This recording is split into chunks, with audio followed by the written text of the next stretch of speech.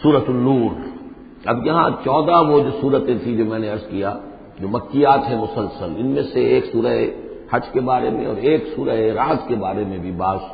لوگوں کا خیال ہے کہ وہ مدنی ہے، لیکن واقعہ یہ ہے کہ جن کو بھی مکی اور مدنی صورتوں کے مزاج سے واقفیت ہو گئی ہے، جس کو پہچانتے ہیں وہ جانتے ہیں کہ یہ سارا سلسلہ جو ہے مکیات کا ہے اور ان میں کوئی مدنی صورت نہیں ہے۔ کہیں کہیں کسی مدنی آیت کا شامل ہو جانا یہ بالکل علیحدہ بات ہے،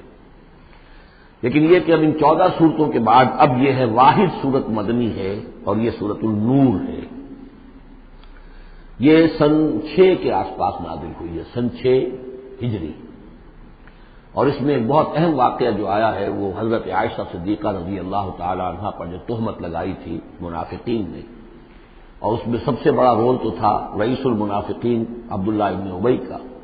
لیکن یہ کہ اور دوسرے منافقین بھی اور ان کے ساتھ ہی کچھ سادہ لوح مسلمان بھی اس فتنے میں کہیں شریک ہو گئے تھے، متاثر ہو گئے تھے،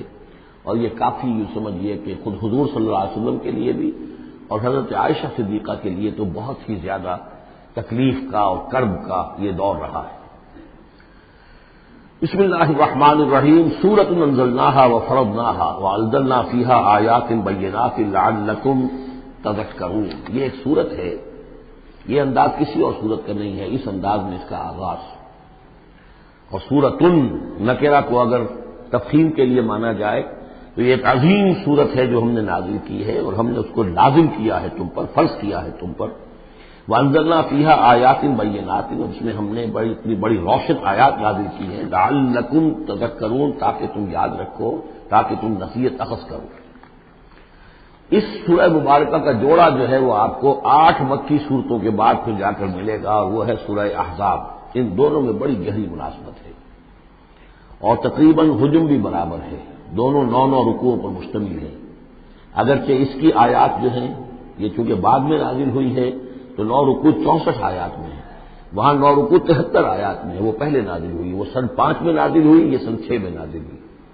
لیکن دونوں میں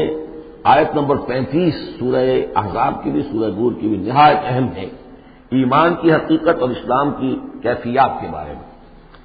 الزانیۃ والزانی فاجلدوا كل واحد منهما 100 جلدہ، زنا کرنے والی عورت ہو خواہ زنا کرنے والا مرد ہو،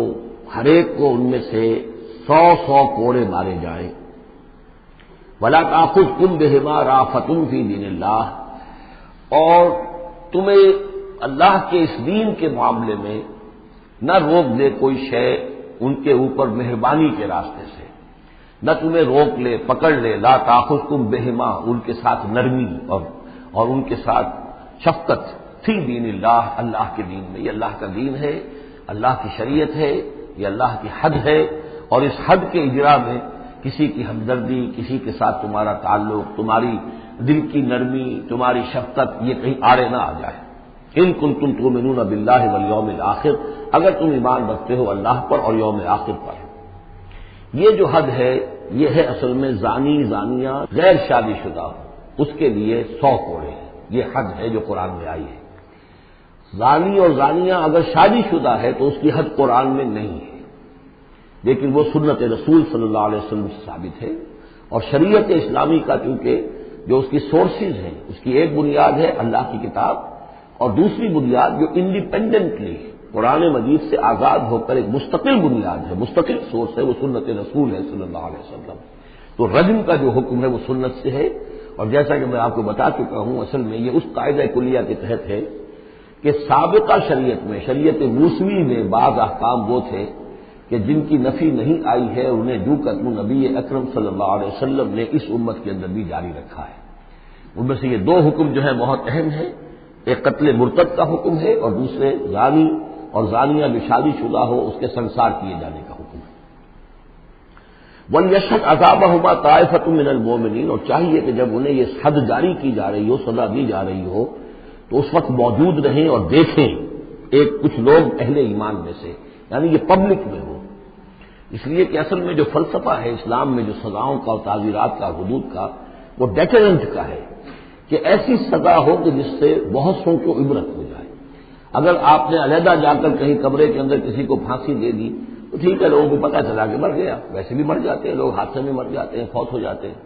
لیکن یہ ہے کہ اگر سر عام دار پر لٹکایا گیا ہو تو اب کتنے لوگوں کو، دیکھنے والوں کو عبرت ہوگی اور ہوش ٹھکانے آ جائے گی۔ تو یہ فلسفہ ہے اسلام کا کہ تاکہ ایک آدمی کو سزا دی جا رہی ہو تو ہزاروں کو اس سے عبرت آئے۔ الزانی لا ينكح الا زانیۃ او مشرکۃ، کسی زانی شخص کے لیے روا نہیں ہے کہ وہ شادی کرے مگر کسی زانیہ عورت سے یا مشرکہ سے۔ یہ کسی قانون کے درجے میں بات نہیں ہے، بلکہ یہ ایک اخلاقی طور پر گویا کہ تعلیم دی جا رہی ہے کہ زانی لوگ تو ان کا حال تو ایسا ہے کہ انہیں تو مستحق اگر ہے تو شادی کے کسی زانیہ سے یا مشرکہ سے۔ والزانیۃ لا ينكحها، اور زانی عورت ہو تو وہ بھی اس لائق نہیں ہے کہ اس سے کوئی نکاح کرے مگر صرف بدکار مرد یا مشرک۔ وحرم ذلک علی المؤمنین، اور یہ دونوں جو ہیں زانی مرد اور زانی عورتیں یہ تو حرام کر دی گئی ہیں مومنین کے حق میں، الا یہ کہ کوئی توبہ کرے، جو بھی ہے معاملہ وہ علیحدہ ہے سے۔ والذین یرمون المحصنات ثم لم یاتوا باربعۃ شہداء، اور جو لوگ جو خاندانی عورتیں ہوں، حفاظت میں ہوں کسی خاندان کی اور نکاح کے ان قید میں ہوں، چاہے نکاح کی قید میں ہو تو ڈبل احسان ہو گیا کہ خاندانی بھی ہے اور دوسرے یہ کہ نکاح کی قید میں بھی ہے، نکاح کی حفاظت بھی انہیں حاصل ہے۔ نہیں تو یہ کہ اگر غیر شادی شدہ ہے لیکن کسی شریف خاندان سے ہے، آزاد خاندان سے ہے، اگر ان کی عورتوں میں کوئی شخص جو ہے ان پر عیب لگائے، زنا کا الزام لگائے اور پھر وہ نہ لا سکے، ثم لم یاتوا باربعۃ شہداء، 4 شہید نہ لا سکے، فجلدوہم، تو پھر اب ان کو کوڑے مارو، 80 جلدہ، 80 کوڑے، 80 دبرے۔ ولا تقبلوا لهم شہادۃ ابدا، اور ان کی شہادت اب کبھی آئندہ قبول نہ کرو۔ واولئک هم الفاسقون، اور یقیناً یہی لوگ فاسق اور نافرمان ہیں۔ یعنی زنا کا الزام اگر لگایا جا رہا ہو تو پھر جو الزام لگانے والا ہے اسے 4 گواہ چشمدید پیش کرنے ہوں گے۔ اگر وہ 4 چشمدید گواہ پیش نہیں کر سکتا تو گویا کہ اب یہ قذف کہلائے گا کہ اس نے ایک الزام لگایا ہے جس پر ثابت نہیں کر سکا، لہذا اس جرم کی سزا 80 کوڑے، کتنے قریب چلا گیا ہے۔ اور اس میں حکمت یہ معلوم ہوتی ہے کہ اگر فرض کیجئے کسی معاشرے میں، مسلمان معاشرے میں کسی لوگوں سے غلطی ہو گئی ہے،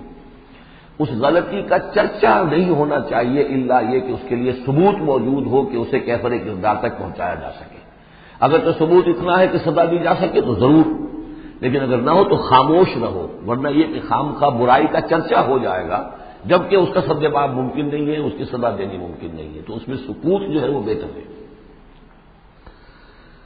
الا الذین تابوا، سوائے ان کے کہ جو توبہ کر لیں من بعد ذلک، اس کے بعد وہ اصلاح و اصلاح کر لیں، یعنی یہ کہ کبھی کسی زمانے میں ان سے یہ غلطی ہو گئی تھی، انہوں نے کوئی تہمت لگائی تھی زنا کی اور 4 گواہ پیش نہیں کر سکے، طویل عرصے تک جو ہے ان کی گواہی پھر کسی بھی اسلامی عدالت میں قبول نہیں کی گئی، لیکن بعد میں ان کی روش ایسی رہی ہے، رویہ ایسا رہا ہے، انہوں نے اصلاح کر لی ہے، توبہ کر لی ہے، وہ قابل اعتماد ہے، تو یہ جو معاملہ ہے اس کو سے ختم ہو جائے گا، ان کی گواہی بعد میں قبول کی جا سکے گی۔ فإن اللہ غفور رحیم، تو اللہ غفور اور رحیم ہے۔ والذین یرمون ازواجہم ولم یکن لہم شہداء الا انفسہم، اب ایک خاص معاملہ آ رہا ہے کہ کسی شوہر نے اپنی بیوی کو دیکھا ہو زنا کرتے ہوئے، وہ الزام لگائے کہ میں نے دیکھا ہے اپنی بیوی کو زنا کرتے ہوئے، درحال ہے کہ اس کے پاس 3 اور گواہ نہیں ہیں، لیکن چونکہ یہ معاملہ ہے شوہر اور بیوی کا،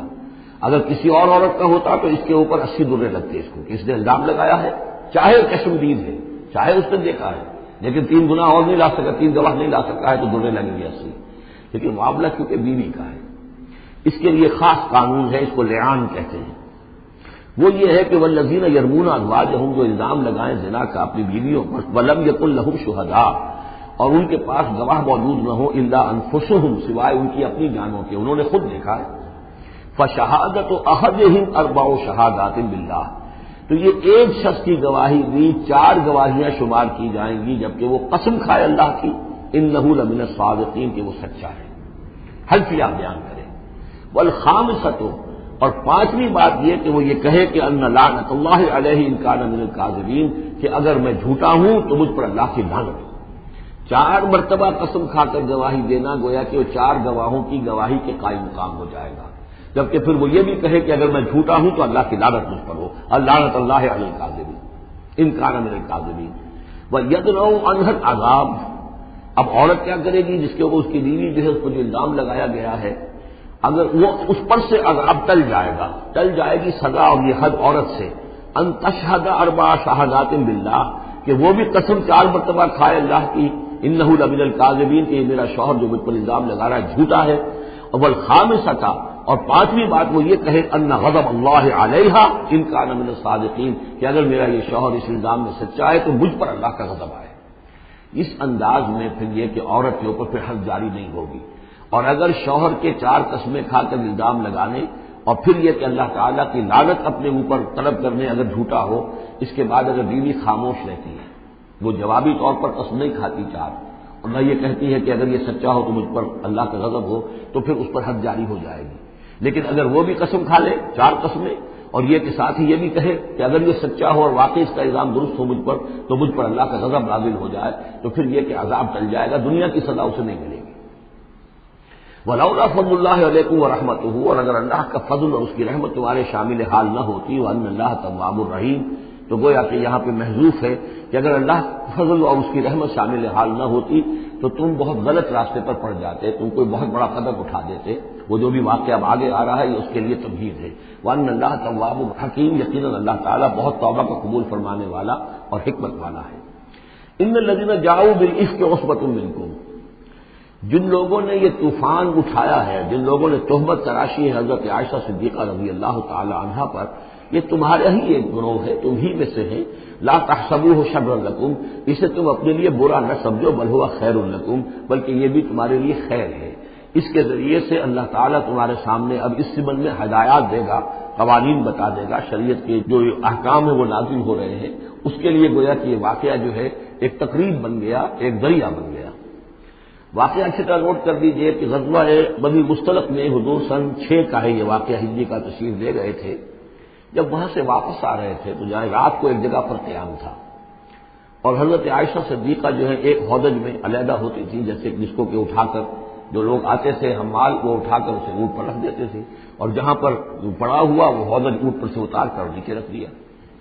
تو رات کو کہیں قضائے حاجت کے لیے نکلی، پیشاب وغیرہ کی حاجت ہوئی، وہ کہیں گئی، وہاں کو دیر لگ گئی اور دیکھا واپس آ کر تو کہیں ہار اپنا گر گیا تھا. اس ہار کو دیکھنے کے لیے واپس گئی. اتنی دیر میں وہ حمال آئے اور حضرت عائشہ بہت دبلی پتلی تھی، انہیں اندازہ نہیں ہوا کہ اس ہودج میں اس وقت ام المومنین موجود نہیں ہے. انہوں نے اٹھایا اور وہ کوچ کا وقت ہو گیا تھا، اونٹ کے اوپر رکھا اور قافلہ چل گیا. اب یہ آئیں واپس تو اب دیکھا کہ وہ تو قافلہ جا چکا، ہکا بکا کیا کریں، تنہا ہے، رات کا وقت ہے. اس وقت انہوں نے بڑی عقلمندی سے کام لیا کہ اب اگر میں قافلے کے پیچھے دوڑی چلی تو پتہ نہیں میں کسی غلط راستے پر مڑ جاؤں اور پھر وہ تلاش بھی نہیں کر سکیں گے مجھے، تو بہتر یہ کہ میں یہیں پر بیٹھی رہوں تاکہ انہیں جب بھی خیال ہوگا کہ اس ہودج کے اندر جو ہے ام المومنین عائشہ صدیقہ موجود نہیں ہے تو وہ تلاش میں پھر یہیں آئیں گے. تو وہاں بیٹھی ہوئی تھی، رات کا وقت تھا، نیند آ گئی، سو گئی. اس سے آپ کا چہرہ بھی کھل گیا. تو ایک صاحب تھے صحابہ میں سے صفوان ابن معطل، ان کی ڈیوٹی یہ ہوتی تھی کہ وہ لشکر کے پیچھے پیچھے چلتے تھے. لشکر چل رہا ہے تو ذرا فاصلے سے کہ کہیں کوئی گری پڑی چیز رہ گئی ہو، کہیں کوئی بیمار ہو وہ چل نہ پایا ہو لشکر کے ساتھ رہ گیا ہو پیچھے، تو پیچھے وہ دیکھ بھال کرتے ہوئے آتے تھے. انہیں دور سے نظر آیا کہ یہاں کوئی لکڑی سی پڑی ہے کوئی، تو جا کر دیکھا، حضرت عائشہ کو پہچان لیا. اور وہ کہتے ہیں کہ میں نے اس لیے پہچان لیا کہ حجاب کی آیت کے نازل ہونے سے پہلے میں نے انہیں دیکھا تھا. حجاب کی آیت نازل ہوئی ہے سورہ احزاب میں. سورہ احزاب 1 سال پہلے نازل ہو چکی ہے. تو جب تک حجاب کی آیت نہیں آئی تھی، ظاہر بات ہے کہ وہاں پردہ نہیں تھا، کوئی نقاب نہیں اوڑھتی تھی خواتین اور نہ امہات المومنین، لہذا پہچانتے تھے. تو وہ چونکہ چہرہ کھلا ہوا تھا ام المومنین کا تو انہوں نے کہا انا للہ و انا الیہ راجعون. یہ الفاظ جو کہے تو حضرت عائشہ کی آنکھ کھل گئی اور وہ پھر اٹھ کر بیٹھی. انہوں نے اپنا کپڑا درست کیا، لیکن پھر انہوں نے یہ کیا صفوان ابن معطل نے کہ اپنا اونٹ بٹھا دیا خاموشی کے ساتھ. حضرت عائشہ اس پر سوار ہو گئی اور وہ آگے اس کی وہ نکیل پکڑ کر وہ چلتے گئے اور قافلے میں پہنچ گئے. وہاں عبداللہ ابن ابی نے شور مچا دیا کہ خدا کی قسم تمہارے نبی کی یہ بیوی جب بچ کر نہیں آئی ہے، مطلب یہ کہ یہ تو اب یہ معاملہ جو رہا ہے تنہائی رہی ہے، علیحدہ رہے ہیں، تو گویا کہ زنا کا معاملہ ہو گیا ہے. یہ اس کی جو بھی اس کی گندی سوچ تھی. ظاہر بات ہے کہ مکھی تو گندگی پر بیٹھتی ہے، اس کو تلاش رہتی ہے گندگی کی، اس کے لیے تو یہ ایک موقع مل گیا اسکینڈل اٹھانے کا. یہ اسکینڈل بڑھتے بڑھتے ایک طوفان بن گیا اور اس میں بعض جو ہے بہت ہی مخلص لوگ بھی، حضرت حسان بن ثابت رضی اللہ تعالیٰ عنہ جو دربار نبوی کے گویا کہ سرکاری شاعر تھے، ان کا بھی معاملہ اس کے اندر ایسا ہو گیا کہ وہ بھی ملوث ہو گئے. تو یہ ہے واقعہ عفق کا. لیکن اس کے بعد قرآن مجید میں پھر یہ آیات نازل ہوئی، اللہ تعالیٰ نے برات کر دی، اور پھر یہ کہ ان کی پاک دامنی اور پاک بازی جو ہے وہ ثابت ہو گئی، اور اس کے بعد یہ معاملہ رفع دفع ہو گیا۔ ان الذین جاؤوا بالافک عصبۃ منکم لا تحسبوه شرا لکم بل هو خیر لکم لکل امرئ منهم ما اکتسب من الاثم، اس میں جس شخص نے بھی جو گناہ کمایا ہے وہ اس کو مل جائے گا، اس کے حصے میں درج ہو جائے گا۔ والذی تولی کبرہ، اور جس نے اس کا سب سے بڑا حصہ وصول کیا، یہ ہے عبداللہ ابن ابی جس نے اسکینڈل اٹھایا اور اسے بڑی قوت کے ساتھ شدت کے ساتھ پھیلایا۔ والذی تولی کبرہ منہم لہ عذاب عظیم، اس کے لیے تو پھر بہت بڑا عذاب ہے۔ لولا اذ سمعتموہ، مسلمانوں تمہیں کیا ہو گیا، کیوں نہ ایسا ہوا کہ جب تم نے یہ سنا تھا، ظن المؤمنون والمؤمنات بانفسہم خیرا، تو مومن مرد اور مومن عورتیں اپنے بارے میں اچھا گمان کرتی، یعنی یہ کہ حضرت عائشہ کے بارے میں ان کے بارے یہ گمان ہونا چاہیے تھا، انہیں فوراً کہہ دینا چاہیے تھا، وقالوا ھذا افک مبین، اور وہ کہتے فوراً کہ یہ تو کوئی بہت بڑی تہمت ہے۔ لولا جاؤوا علیہ باربعۃ شہداء، کیوں نہیں وہ لے کر آئے 4 گواہ، اگر تو ان کے پاس گواہ تھے یہ بات کہنے کے لیے تب تو زبان کھولنی چاہیے تھی، اگر 4 گواہ نہیں تھے تو انہیں زبان بند رکھنی چاہیے تھی۔ فَإِذْ لَمْ تَأْتُوا بِالشُّهَدَاءِ، اس لیے کہ یہ 4 گواہوں والی آیت یہ سورہ نساء میں اتر چکی تھی، سورہ نساء سن 4 میں آ چکی ہے، وہ ابتدائی احکام جو تھے کہ 4 گواہ ہونے چاہیے اس معاملے کے اندر، یہ آیت سورہ نساء میں آ چکی ہے۔ تو فرمایا کہ یہ کیوں نہیں 4 گواہ لے کر آئے، فَإِذْ لَمْ تَأْتُوا بِالشُّهَدَاءِ، اگر وہ 4 گواہ نہیں لا سکے، فَأُولَٰئِکَ عِندَ اللَّهِ هُمُ الْكَاذِبُونَ، تو یقیناً اللہ کے نزدیک اور قانون اسلامی کے نزدیک پھر وہی جھوٹے ہیں۔ وَلَوْلَا فَضْلُ اللَّهِ عَلَيْكُمْ وَرَحْمَتُهُ، اور اگر نہ ہوتا اللہ کا فضل اور اس کی رحمت تمہارے سامنے حال سے دنیا والآخرہ، دنیا میں اور آخرت میں بھی، لَمَسَّكُمْ فِيمَا أَفَضْتُمْ، تو تم پر پڑتی اس چیز پر کہ جس کا چرچا تم نے کیا ہے، عذاب عظیم، بہت بڑا عذاب۔ اس طرح قولہ بألسنتکم، یہ اصل میں انسانوں کی ایک عام کمزوری ہوتی ہے، اس طرح کی بات جو ہے بس ادھر سے سنی ادھر بیان کر دی، ادھر سے آگے بیان ہو گئی، جنگل کی آگ کی طرح اس قسم کی خبریں جو ہیں وہ پھیل جاتی ہیں۔ اس طرح قولہ بألسنتکم، جبکہ تم اسے لے رہے تھے اپنی زبانوں سے، یعنی یہ کہ ایک زبان سے دوسری زبان کو، اور زبان سے نکلی اور کوٹھے چڑھی والی جو ایک کہاوت ہمارے ہاں ہے، اس طریقے سے آسانی سے وہ بات پھیلتی چلی گئی۔ وَتَقُولُونَ بِأَفْوَاهِكُمْ، اور تم کہہ رہے تھے اپنے منہوں سے مَا لَيْسَ لَكُمْ بِهِ عِلْم، جس کے لیے تمہارے پاس کوئی علم نہیں تھا، کوئی دلیل نہیں تھی، کوئی بنیاد نہیں تھی، کوئی گواہی نہیں تھی، کوئی معلومات کی کوئی سورسز نہیں تھی۔ وَتَحْسَبُونَهُ هَيِّنًا، اور تم اسے سمجھ گئے تھے کہ بہت ہلکی بات ہے، معمولی سی بات ہے۔ وَهُوَ عِندَ اللَّهِ عَظِيمٌ، جبکہ یہ اللہ کے نزدیک بہت بڑی بات ہے۔ کسی پر بھی، کسی مسلمان خاتون پر بھی اس طرح کی تہمت لگا دینا بہت بڑی بات ہے، خدا یہ کہ بازی بارش بابا ہم بازی کہ ام المومنین عائشہ صدیقہ رضی اللہ تعالی عنہا زوج رسول صلی اللہ علیہ وسلم، اور یہ چیز جو ہے بہت بڑی ہے۔ وَلَوْلَا إِذْ سَمِعْتُمُوهُ قُلْتُم مَّا يَكُونُ لَنَا أَن نَّتَكَلَّمَ بِهَٰذَا، کیوں نہ ایسا ہوا کہ جب تم نے یہ سنا تھا تو تم کہتے کہ ہمارے لیے بالکل جائز نہیں ہے کہ ہم یہ بات زبان سے نکالیں۔ سبحانک، اللہ تو پاک ہے، ھذا بہتان عظیم، یقیناً یہ بہت بڑا بہتان ہے۔ یعظکم اللہ ان تعودوا لمثلہ، اللہ تعالیٰ تمہیں نصیحت کر رہا ہے مبادا تم دوبارہ پھر اس قسم کی کسی معاملے کے اندر اسی طریقے سے اعادہ کرو اور دوبارہ اسی کوئی حرکت کرو، ابداً کبھی بھی، ان کنتم مؤمنین، اگر تم مومن ہو۔ وَيُبَيِّنُ اللَّهُ لَكُمُ الْآيَاتِ، اور اللہ تعالیٰ تمہارے لیے اپنی آیات کو واضح کر رہا ہے، واللہ علیم حکیم، اللہ علیم اور حکیم ہے۔ ان الذین یحبون ان تشیع الفاحشۃ فی الذین آمنوا لہم عذاب علیم، بے شک وہ لوگ جو یہ چاہتے ہیں کہ اہل ایمان میں بے حیائی کا چرچا ہو جائے تو ان لوگوں کے لیے بہت دردناک عذاب ہے۔ ایک تو یہ کہ بے حیائی پھیل جائے، تشیع الفاحشہ شائع ہو جائے، بے حیائی عام ہو جائے، جو لوگ اس کے لیے، اب ظاہر بات ہے کہ آج کل تو کاروبار کے لیے، اپنے اخبار بیچنے کے لیے، اس کی اشاعت بڑھانے کے لیے نئی سے نئی قسم کی رنگین تصویریں شائع کی جا رہی ہیں، یہ سارا کچھ ہو رہا ہے۔ کسی شے کا اشتہار دینا ہو، عورت کی تصویر ساتھ ہوگی، یہ سارا کچھ جو ہو رہا ہے، تو یہ لوگ کون ہے کہ جو اس بے حیائی کو، بے پردگی کو یہ در حقیقت اس معاشرے میں پھیلا رہے ہیں؟ تو وہ لوگ کہ جو چاہتے ہیں کہ معاشرے کے اندر بے حیائی پھیلے، اور ایک اس کا مفہوم یہ بھی ہے کہ اگر کہیں ایسی کوئی غلط حرکت ہوئی ہے اور اس کا چرچا ہو گیا، یہ آج ہمارے اخبارات کے اندر بہت بڑے پیمانے پر ہو رہا ہے، یہ اسکینڈل شائع کر دیتے ہیں۔ اب وہ بات صحیح بھی ہے یا نہیں، غلط ہے تب بھی، لیکن ایک بات ہے، اس کا چرچا ہو گیا، پوری دنیا کے اندر پہنچ گئی۔ اب ظاہر بات ہے کہ بچے بھی پڑھتے ہیں، بچیاں بھی پڑھتی ہیں، ان کے لیے تو گویا کہ یہ ایک ان کی معلومات کا ایک کھاتا کھل گیا کہ ایسا بھی ہوتا ہے۔ جس طریقے سے آج کل ہو رہا ہے معاملہ، اس کے جس طریقے سے اخبارات میں شائع کیا جا رہا ہے، تو اس کی اس اشاعت کے اندر خرابی کا پہلو زیادہ ہے، مضر پہلو زیادہ ہے۔ اگر ہے بھی ایسا معاملہ، اگر تو سزا کے قابل ہے تو گواہی دو اور سزا دلواؤ، اور ایسی سزا ہو کہ جس سے ایک کو سزا ہو اور ہزاروں کو ہوش آ جائے، اور اگر نہیں ہے تو خاموش ہو، اس کے اوپر زبان بولنا بھی جو ہے در حقیقت بہت بڑا جرم ہے۔ ان الذين يحبون ان تشيع الفاحشة في الذين آمنوا لهم عذاب أليم في الدنيا والآخرة، دنیا میں بھی اور آخرت میں بھی۔ واللہ یعلم وانتم لا تعلمون، اللہ جانتا ہے اور تم نہیں جانتے۔ ولولا فضل اللہ علیکم ورحمتہ، اور اگر اللہ کا فضل نہ ہوتا تم پر اور اس کی رحمت نہ ہوتی تو یہ تو طوفان ایسا اٹھا تھا کہ اس کے بڑے دور تک نتائج نکل سکتے تھے، یہ محذوف ہے۔ وان اللہ رؤوف الرحیم، تو اللہ بہت رؤوف ہے اور رحیم ہے۔ یا ایھا الذین آمنوا لا تتبعوا خطوات الشیطان، اہل ایمان شیطان کے نقش قدم کی پیروی نہ کرو۔ ومن یتبع خطوات الشیطان، جو کوئی بھی شیطان کے نقوش پا کی پیروی کرے گا فإنہ یأمر بالفحشاء والمنکر، تو شیطان تو اسے حکم دے گا، وہ تو حکم دیتا ہے بے حیائی کا اور منکر کا، بری بات کا۔ ولولا فضل اللہ علیکم ورحمتہ، اور اگر نہ ہوتا اللہ کا فضل اور اس کی رحمت تمہاری شامل حال، ما زکا منکم من احد ابدا، تم میں سے کوئی ایک انسان بھی کبھی پاک نہ ہو سکتا۔ اللہ تعالیٰ کا فضل ہے، اللہ کی رحمت ہے، ایک شخص سے غلطی ہو جاتی ہے، اللہ پردہ پڑا رہنے دیتا ہے تو اس کے اندر اصلاح کا مادہ پیدا ہو جاتا ہے۔ ایک دفعہ آدمی ننگا ہو جائے تو پھر ڈھیٹ ہو جاتا ہے۔ اس سے یہ کہ اللہ تعالیٰ جو ہے ان چیزوں کے اندر اس کی بڑی حکمت ہے کہ اگر کوئی غلطی ہو گئی ہے فوراً نہیں پکڑتا، وہ اس کو مہلت دیتا ہے، اصلاح کرے۔ ولولا فضل اللہ علیکم ورحمتہ، اگر نہ ہوتا اللہ کا فضل تم پر اور اس کی رحمت، ما زکا منکم من احد ابدا، تم میں سے کوئی بھی کبھی نیک اور پارسا نہ بن سکتا اور پاک نہ ہو سکتا۔ ولکن اللہ یزکی من یشاء، بلکہ یہ تو اللہ تعالیٰ ہی پاک کرتا ہے جس کو چاہتا ہے۔ واللہ سمیع علیم، اللہ سمیع علیم ہے۔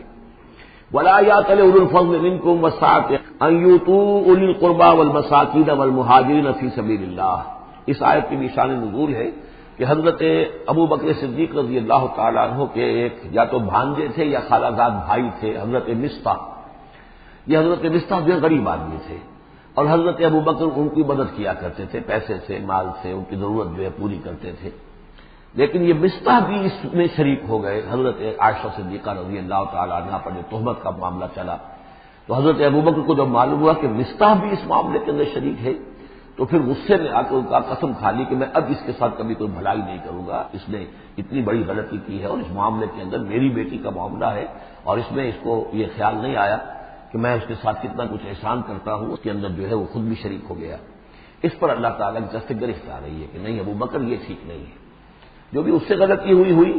لیکن تم جو نیک کام کر رہے تھے اس کا کیوں قسم کھاتے ہو کہ اس کے اندر تم مدد نہیں کرو گے۔ ولا یأتل اولو الفضل منکم، اور نہ قسم کھائیں جو فضل والے ہیں، درجے والے ہیں تم میں سے، جن میں اللہ نے فضیلت دی ہے، نیکی میں بھی، ایمان میں بھی فضیلت دی ہے، دولت میں بھی فضیلت دی ہے،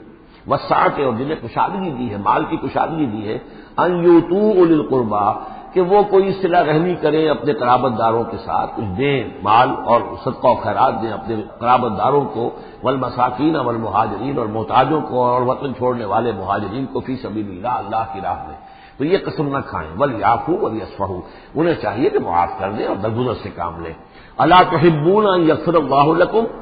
کیا تم یہ نہیں چاہتے کہ اللہ تمہیں معاف کرے؟ یعنی اے ابو بکر اگر تم یہ چاہتے ہو، تم سے بھی تو کوئی خطا آخر ہو جاتی ہے، اللہ معاف فرماتا ہے، کیا تم نہیں چاہتے کہ اللہ تمہاری خطاؤں سے درگزر کرے؟ الا تحبون ان یغفر اللہ لکم، کیا تم نہیں پسند کرتے اس کو کہ اللہ تمہیں معاف کرے؟ اس پر اس آیت کو سنتے ہی حضرت ابو بکر صدیق کے الفاظ یہ نقل کیے گئے، بلا یا ربنا انا نحب، کیوں نہیں پروردگار، ہم ضرور چاہتے ہیں کہ تو ہمیں معاف فرما دے۔ انہوں نے اپنی قسم کا کفارہ دیا اور اس کے بعد جو بھی وہ کرتے تھے ان کے ساتھ بھلائی اور نیکی اس سلسلے کو جاری کر دیا۔ واللہ غفور رحیم، اور اللہ تعالیٰ غفور ہے اور رحیم ہے۔ ان الذین یرمون المحصنات الغافلات المؤمنات، یقیناً وہ لوگ کہ جو تہمت لگاتے ہیں ان پاک دامن عورتوں پر کہ جو غافل ہیں، جن کو ان چیزوں کا ہوش بھی نہیں ہے، جن کا گمان بھی ادھر نہیں گیا، المومنات، اہل ایمان میں سے، لعنوا فی الدنیا، ایسی معصوم اور پاک دامن عورتوں پر جو تہمت لگانے والے ہیں ان پر پھٹکار ہے دنیا میں بھی اور آخرت میں بھی، ولہم عذاب عظیم، اور ان کے لیے بہت بڑا عذاب ہے۔ یوم تشہد علیہم السنتہم وایدیہم، جس دن کے ان کے خلاف گواہی دیں گے، تشہد علیہم، علی کو نوٹ کر لیجیے، جس دن کے ان کے خلاف گواہی دیں گے، السنتہم ان کی اپنی زبانیں گواہی دیں گی، وایدیہم ان کے اپنے ہاتھ گواہی دیں گے، وارجلہم اور ان کے پاؤں گواہی دیں گے، بما کانوا یعملون، اب جو کچھ عمل وہ کر رہے تھے۔ یہ ہاتھ ہمارے پاس اللہ کی امانت ہے، میں اس سے غلط کام کر رہا ہوں تو یہ انڈر پروٹیسٹ میرا حکم تو مان رہا ہے، اس لیے کہ اللہ تعالیٰ نے مجھے میرے حوالے سے کیا ہوا ہے، لیکن اس کے اندر پروٹیسٹ ہے، قیامت کے دن یہی میرے خلاف مقدمہ کرے گا، پروردگار تو نے مجھے اس کے حوالے کیا تھا اور یہ مجھ سے میرے ذریعے سے غلط کام کرتا رہا۔ یہ پاؤں جو ہے ہمارے خلاف گواہی دیں گے کہ پروردگار ہم اس کے تابع تھے، اس کے حکم کے مطابق چل رہے تھے، یہ بدبخت ہمیں چوری کرنے کے لیے جاتا تھا تو اس کے لیے استعمال کرتا تھا، یا کوئی اور برا کام کرنے کے لیے ہمیں استعمال کرتا تھا۔ یومئذ یوفیہم اللہ دینہم الحق، اس دن اللہ تعالیٰ ان کا پورا پورا بدلہ ان کو دے دے گا۔ یہ دین کے لفظ کو یہاں نوٹ کیجئے، دین بدلے کو کہتے ہیں، دین مالک یوم الدین، جزا و سزا کے دن کا مالک، بدلے کا دن۔ وَيَعْلَمُونَ أَنَّ اللَّهَ هُوَ الْحَقُّ الْمُبِينُ، اور وہ جان لیں گے کہ اللہ تعالیٰ ہی ہے الحق، سچا اور ہر بات کو کھول کر بیان کر دینے والا۔ الخبیثات للخبیثین والخبیثون للخبیثات، ناپاک عورتیں ناپاک مردوں کے لیے ہیں اور ناپاک مرد ناپاک عورتوں کے لیے ہیں، اور طیبات والطیبات للطیبین والطیبون للطیبات، اور ستھرے اور پاک باز جو خواتین ہیں وہ پاک باز مردوں کے لیے ہیں، اور پاک باز جو مرد ہیں وہ پاک دامن خواتین کے لیے ہیں۔ اولئک مبرؤون مما یقولون، یہ لوگ بری ہیں ان چیزوں سے کہ جو لوگ کہتے ہیں۔ لہم مغفرۃ ورزق کریم، ان کے لیے مغفرت ہے اور رزق کریم ہے۔ یہ دونوں آیات جو ہیں در حقیقت اخلاقی تعلیم کی نوعیت کی ہیں کہ اتنی اخلاقی حس معاشرے کے اندر رہے کہ جو جس کے ساتھ کوئی بدنامی کا معاملہ ہو جائے پھر وہ خود محسوس کرے کہ میں آئسولیٹ ہو کر رہ گیا ہوں یا رہ گئی ہوں اس معاشرے کے اندر، یہ معاشرے کے اندر یہ عام روش پیدا ہو جائے۔ جیسے کہ پہلے آیا تھا وہ اس کے اندر بھی یہی بات تھی کہ زانی نکاح نہ کرے مگر کسی زانیہ سے یا کسی مشرکہ سے، وہ اس لائق نہیں ہے کہ اس کے نکاح میں کوئی مسلمان خاتون آئے پاک دامن اور عفت والی، اس طرح زانیہ جو ہے اس سے کوئی نکاح نہ کرے سوائے مشرک کے، یہ قانونی چیزیں نہیں ہیں، جیسا کہ میں نے عرض کیا یہ اخلاقی، تاکہ ایک نفرت پیدا ہو زنا سے بدکاری سے۔ اسی طریقے سے معاشرے کے اندر ایک عام فضا، ایک حس ایسی پیدا ہو جائے کہ جس میں جو لوگ بھی ایسی گراوٹوں میں مبتلا ہوں وہ خود اپنی آنکھوں میں ذلیل ہو کر رہ جائیں۔ یا ایھا الذین آمنوا لا تدخلوا بیوتا غیر بیوتکم حتی تستأنسوا، اب اس حوالے سے بہت سے جو احکام آ رہے ہیں، یہ سورہ نور اور سورہ احزاب ان دونوں میں معاشرتی احکامات ہیں۔ معاشرتی احکامات میں خاص طور پر وہ جو ایک آیت آئی ہے سورہ بنی اسرائیل میں، وَلَا تَقْرَبُوا الزِّنَا إِنَّهُ كَانَ فَاحِشَةً وَسَاءَ سَبِيلًا، اس زنا کا سد باب کرنے کے لیے اسلام کے معاشرتی نظام میں بہت دور دور تک اقدامات کیے گئے ہیں۔ قریب مت جاؤ زنا کے، یعنی زنا کو ایریڈیکیٹ کرنا معاشرے میں یہ ایک بہت بڑا آبجیکٹو ہے، اور اس کے لیے دور دور تک اقدامات، مثلا پردہ ہے، سطر ہے، لباس کے احکام دیے گئے ہیں، معاشرہ جو ہے ہمارا جو ہے وہ مکسڈ سوسائٹی نہ ہو، مخلوط معاشرہ نہ ہو، مردوں کی ذمہ داریاں علیحدہ ہیں، عورتوں کی علیحدہ ہیں، معاشرہ جو ہے سیگریگیٹڈ ہو، مردوں اور عورتوں کے درمیان اختلاط نہ ہو۔ یہ ساری چیزیں کس کے لیے؟ یہ اسی لیے ہے کہ یہ در حقیقت اس قدر شدید کشش ہے مرد اور عورت کے اندر، یہ اللہ نے جو دو جنسیں بنائی ہیں اور اس میں یقیناً جو سیکس کا معاملہ اتنا پوٹنٹ موٹو ہے کہ اس کو اگر پوری طریقے سے جیسے گھوڑا بہت منہ زور ہو تو اسے بہت باندھ کر رکھنا پڑے گا اور بڑا اس کو کنٹرول کرنے کے لیے محنت کی ضرورت ہے، اسی طریقے سے اس سیکس کو ڈسپلن کرنا اور صحیح انداز میں اس کو جو ہے ہارنس کرنا اور اس کے لیے یہ ہے کہ غلط راستوں سے اس کو بچانا، اس کے لیے بڑے دور دور تک احکام دیے گئے اور یہ پورا معاشرتی نظام اسلام کا اسی بنیاد پہ قائم ہے۔ اب اسی میں سے مثلاً یہ گھر کی پرائیویسی بھی ہے، ایک گھر ہے، گھر میں ایک شوہر ہے، اس کی بیوی ہے، اب آپ فوراً چلے گئے سیدھے گھر کے اندر، نہیں، اے اہل ایمان مت داخل ہوا کرو گھروں میں اپنے گھروں کے سوا، حتیٰ تستانسوا، یہاں تک کہ بول چال کر لو، اجازت لے لو، وتسلموا علی اہلہا، اور اذن لینے کی اس وقت جو ہوتی تھی شکل وہ یہی کہ جا کر دروازے پر کہو السلام علیکم، معلوم ہوا کہ کوئی صاحب ہیں کہ جو آئے ہیں ملنا چاہتے ہیں اور اندر آنا چاہتے ہیں۔ اب اس کے بعد یہ کہ وہ اپنی آئیڈینٹی دیں اور پھر ان کو آنے کی اجازت دی جائے، یہ نہیں کہ بے گھر چلے جا رہے ہیں۔ ذالکم خیر لکم لعلکم تذکرون، یہی تمہارے لیے بہتر ہے تاکہ تم نصیحت حاصل کرو۔ فإن لم تجدوا فیہا احدا فلا تدخلوها، اگر اس گھر میں کوئی نہ ہو تو پھر اس میں داخل مت ہو، حتی یؤذن لکم، یہاں تک کہ تمہیں اجازت دی جائے، جو گھر کا مالک ہے وہ اگر اجازت دے کہ ہاں میرا گھر اس وقت خالی ہے تم اس میں جا سکتے ہو، ورنہ یہ کہ خالی گھر کے اندر جہاں کوئی نہیں ہے داخلے کی اجازت نہیں ہے۔ وَإِنْ قِيلَ لَكُمْ، اور اگر کہا جائے تم سے ارجعوا، چلے جاؤ، لوٹ جاؤ، اس وقت میں ملنے کے لیے تیار نہیں ہوں یا میں اپنی کسی مشغولیت میں ہوں، فارجعوا، تو لوٹ جاؤ۔ اب دیکھیے یہ آداب ہیں۔ ہمارے ہاں یہ ہے کہ آپ پہنچ گئے، نہ ٹائم لیا ہوا ہے نہ پہلے سے طے ہے، آپ سمجھتے ہیں کہ مجھے ریسیو کرنا اس کا فرض ہے، کیوں نہیں ملا؟ اس نے انکار کر دیا تو اس کا مطلب یہ کہ بڑا متکبر ہے اور بہت یہ جو ہے شخص جو ہے، یہ نہیں۔ اگر تو آپ وقت طے کر کے گئے ہیں تو اس کا فرض ہے کہ وہ آپ کو ریسیو کرے اور آپ کو وقت دے، لیکن اگر آپ اچانک چلے گئے ہیں تو آپ کو اس کی پرائیویسی پر آپ جو ہے حملہ آور نہیں ہو سکتے۔ وہ اپنے کس کام میں ہے، کس مشغولیت میں ہے، اس کی کیا اہمیت ہے، آپ تو اس کو نہیں جانتے۔ اگر وہ گھر والا کہہ دیتا ارجعوا وَإِنْ قِيلَ لَكُمْ ارْجِعُوا فَارْجِعُوا، تو لوٹ جاؤ، ہوا اَزْكَىٰ لَكُمْ، یہی تمہارے لیے زیادہ پاک ہے، پاک بازی کا معاملہ، وَاللَّهُ بِمَا تَعْمَلُونَ عَلِيمٌ، اور جو کچھ تم کر رہے ہو اللہ اس سے واقف ہے۔ لَيْسَ عَلَيْكُمْ جُنَاحٌ أَن تَدْخُلُوا بُيُوتًا غَيْرَ مَسْكُونَةٍ، اس میں کوئی حرج نہیں ہے کہ تم داخل ہو جایا کرو ایسے گھروں میں کہ جن میں سکونت نہیں ہے، جس میں کوئی لوگ رہتے نہیں ہیں، ریزیڈینشل نہیں ہے۔ اب گوڈاؤنز ہیں، اب ایسا تو نہیں کہ گوڈاؤنز میں آپ نہیں جا سکتے، سامان پڑا ہوا گودام ہے، آپ جا سکتے۔ فیہا متاع لکم، اس میں تمہارا سامان ہے، تو یہ وہی گودام والی بات ہو گئی۔ واللہ یعلم ما تبدون وما تکتمون، اور اللہ جانتا ہے جو تم ظاہر کرتے ہو جو کچھ تم چھپاتے ہو۔ یعنی قانون کی اصل روح کو دیکھنا چاہیے کہ یہ جو روکا جا رہا ہے کہ گھروں میں داخل نہ ہو، تو یہ اصل میں جو پرائیویسی ہے گھر کی اور فیملی کی، اصل میں اس کو ملحوظ خاطر رکھا جا رہا ہے، نہ یہ کہ آپ کہیں کہ صاحب ہم گودام میں بھی داخل نہیں ہو سکتے جب تک یہ پرمیشن جو لکھی ہوئی ہے وہ ہمیں مل نہ جائے۔ قل للمؤمنین یغضوا من ابصارہم، اہل ایمان سے یہ کہیے اے نبی کہ وہ اپنی نگاہوں کو ذرا نیچا رکھا کریں، وَيَحْفَظُوا فُرُوجَهُمْ، اور اپنی شرمگاہوں کی حفاظت کریں۔ ذَلِكَ أَزْكَىٰ لَهُمْ، یہی ان کے لیے زیادہ پاکیزہ ہے اور زیادہ بہتر ہے۔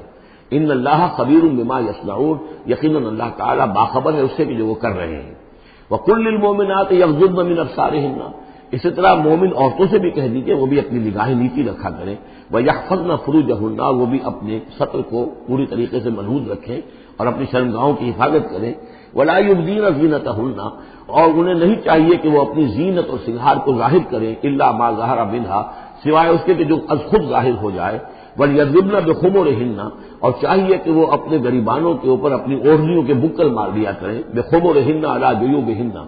یہ خمرہن جمع ہے خمار کی، خمار کہتے ہیں اوڑھنی۔ ایک دوسرا لفظ جو ہے وہ آئے گا سورہ احزاب میں، ان دونوں الفاظ کو علیحدہ علیحدہ رکھیے۔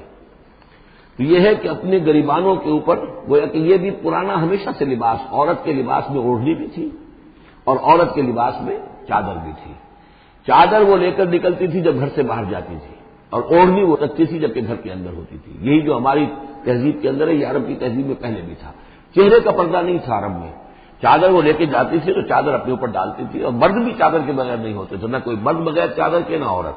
بلکہ چادر ہی سے ایک شخص کا رتبہ معین ہوتا تھا۔ کسی کی چادر بڑی شاندار ہے، دوشالہ اوڑھا ہوا ہے، بہت قیمتی ہے، تو وہ بڑا آدمی ہے، وہ سردار ہے۔ کسی کے بیچارے کی جو ہے معمولی سی چادر ہے، اور اسی لیے اس حدیث میں آتا ہے کہ جو شخص تکبر کرتا ہے، الکبر ردائی، تکبر جو ہے وہ تو میری چادر ہے۔ اور یہ عرب میں یہ بڑا کسی شخص کی توہین کرنی ہوتی تھی، اس کی چادر گھسیٹتے تھے، گویا کہ اس کی عزت جو ہے اس کو کھینچ لیا ہے۔ تو اللہ فرماتا ہے کہ جو تکبر کرتا ہے وہ گویا میری چادر گھسیٹ رہا ہے میرے کندھے سے، اس درجے جو ہے اللہ تعالیٰ جو اس میں اپنی توہین محسوس کرتا ہے۔ تو وہ اپنی ان اوڑھنیوں کے بکل مار لیا کریں اپنے گریبانوں پر، یعنی یہ کہ یہ عورت کے لیے اس کی زینت کا ایک بہت بڑا حصہ ہے، اس کی جو بھی چھاتی ہے اس کے لیے ایک اضافی کرتا اس نے پہنا ہوا ہے، لیکن کرتے کے اوپر مزید جو ہے یہ ایک بکل اس کی اوڑھنی کا ہو۔ ولا یبدین زینتہن،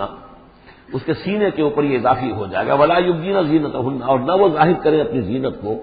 اب یہ ہے جو محرموں کی فہرست آ رہی ہے جس کے سامنے عورت کھلے چہرے کے ساتھ آ سکتی ہے بلا حجاب،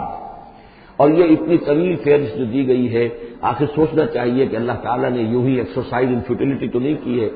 کیا فرق ہے اگر ایک عورت کے چہرے کا پردہ نہیں ہے، وہ باہر نکلتی ہے چادر لے کر، اور یہ کہ کسی اور کے ساتھ اس کا پردہ چہرے کا نہیں ہے، تو پھر یہ پوری فہرست دینے کی ضرورت کیا ہے؟ میرے نزدیک چہرے کا پردہ اسلام کے اندر لازم ہے، اور اس چہرے کے پردے سے مستثنا ہیں یہ لوگ۔ کون لوگ مستثنا ہیں؟ الا لبعولتہن، ان کے شوہر نمبر 1، او آبائہن، یا ان کے باپ، اور باپ سے مراد باپ، دادا، چچا، یہ سب چلیں گے۔ او آبائے بعولتہن،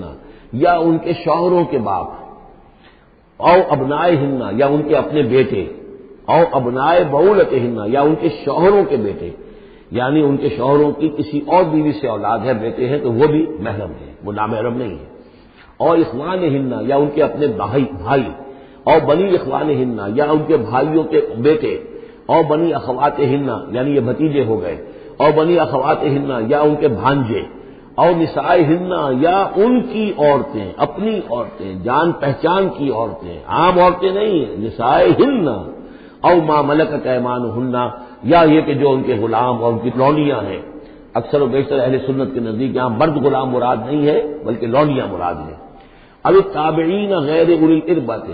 یا ایسے تابع لوگ جو کہ صرف خدمت گار ہیں، بعض اوقات ہوتا ہے خاندانی طور پر جو ہے وہ خدمت گار کرنے والے ہیں، باپ بھی کہیں ملازم تھا اسی گھر میں، اب اس کی اولاد بھی وہیں پر ہے، وہ بھی کام کر رہی ہے، بچپن سے وہیں پلے ہیں۔ ایسے لوگ ہوتے ہیں کہ جن کو واقعتاً پھر اس گھر کی خواتین سے اس طرح کا خیال کبھی نہیں آ سکتا کہ ان کے بارے میں وہ کوئی بری بات سوچے۔ ابھی تابعین غیر اولی الاربۃ یا وہ تابع کہ جو کہ کوئی غرض نہیں رکھتے اس قسم کے معاملات سے، من الرجال مردوں میں سے، ابھی الطفل الذین لم یظہروا علی عورات النساء یا وہ لڑکے کہ جو ابھی عورتوں کے جو مخفی معاملات ہیں ان سے واقف ہی نہیں، ابھی وہ جنسی جو بھی باتیں ہیں ان سے واقف نہیں ہیں۔ ولا یضربن، یہ اب یہ فہرست مکمل ہو گئی، یہ ہیں محرم لوگ جن کے سامنے عورت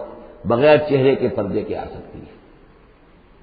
باقی یہ کہ زینت جو خود بخود ظاہر ہو جائے، اب ظاہر ہے کہ آپ نے چادر بھی لی ہوئی ہے، کسی خاتون نے برقع بھی اوڑھا ہوا ہے، لیکن اب کسی کا قد ہے، ماشاءاللہ وہ قد ایسا ہے، سر قد ہے کوئی خاتون، تو وہ کہاں چھپائے گی اس قد کو، وہ تو ظاہر ہو جائے گا۔ جسم متناسب ہے، اب وہ جسم تو ظاہر ہو جائے گا۔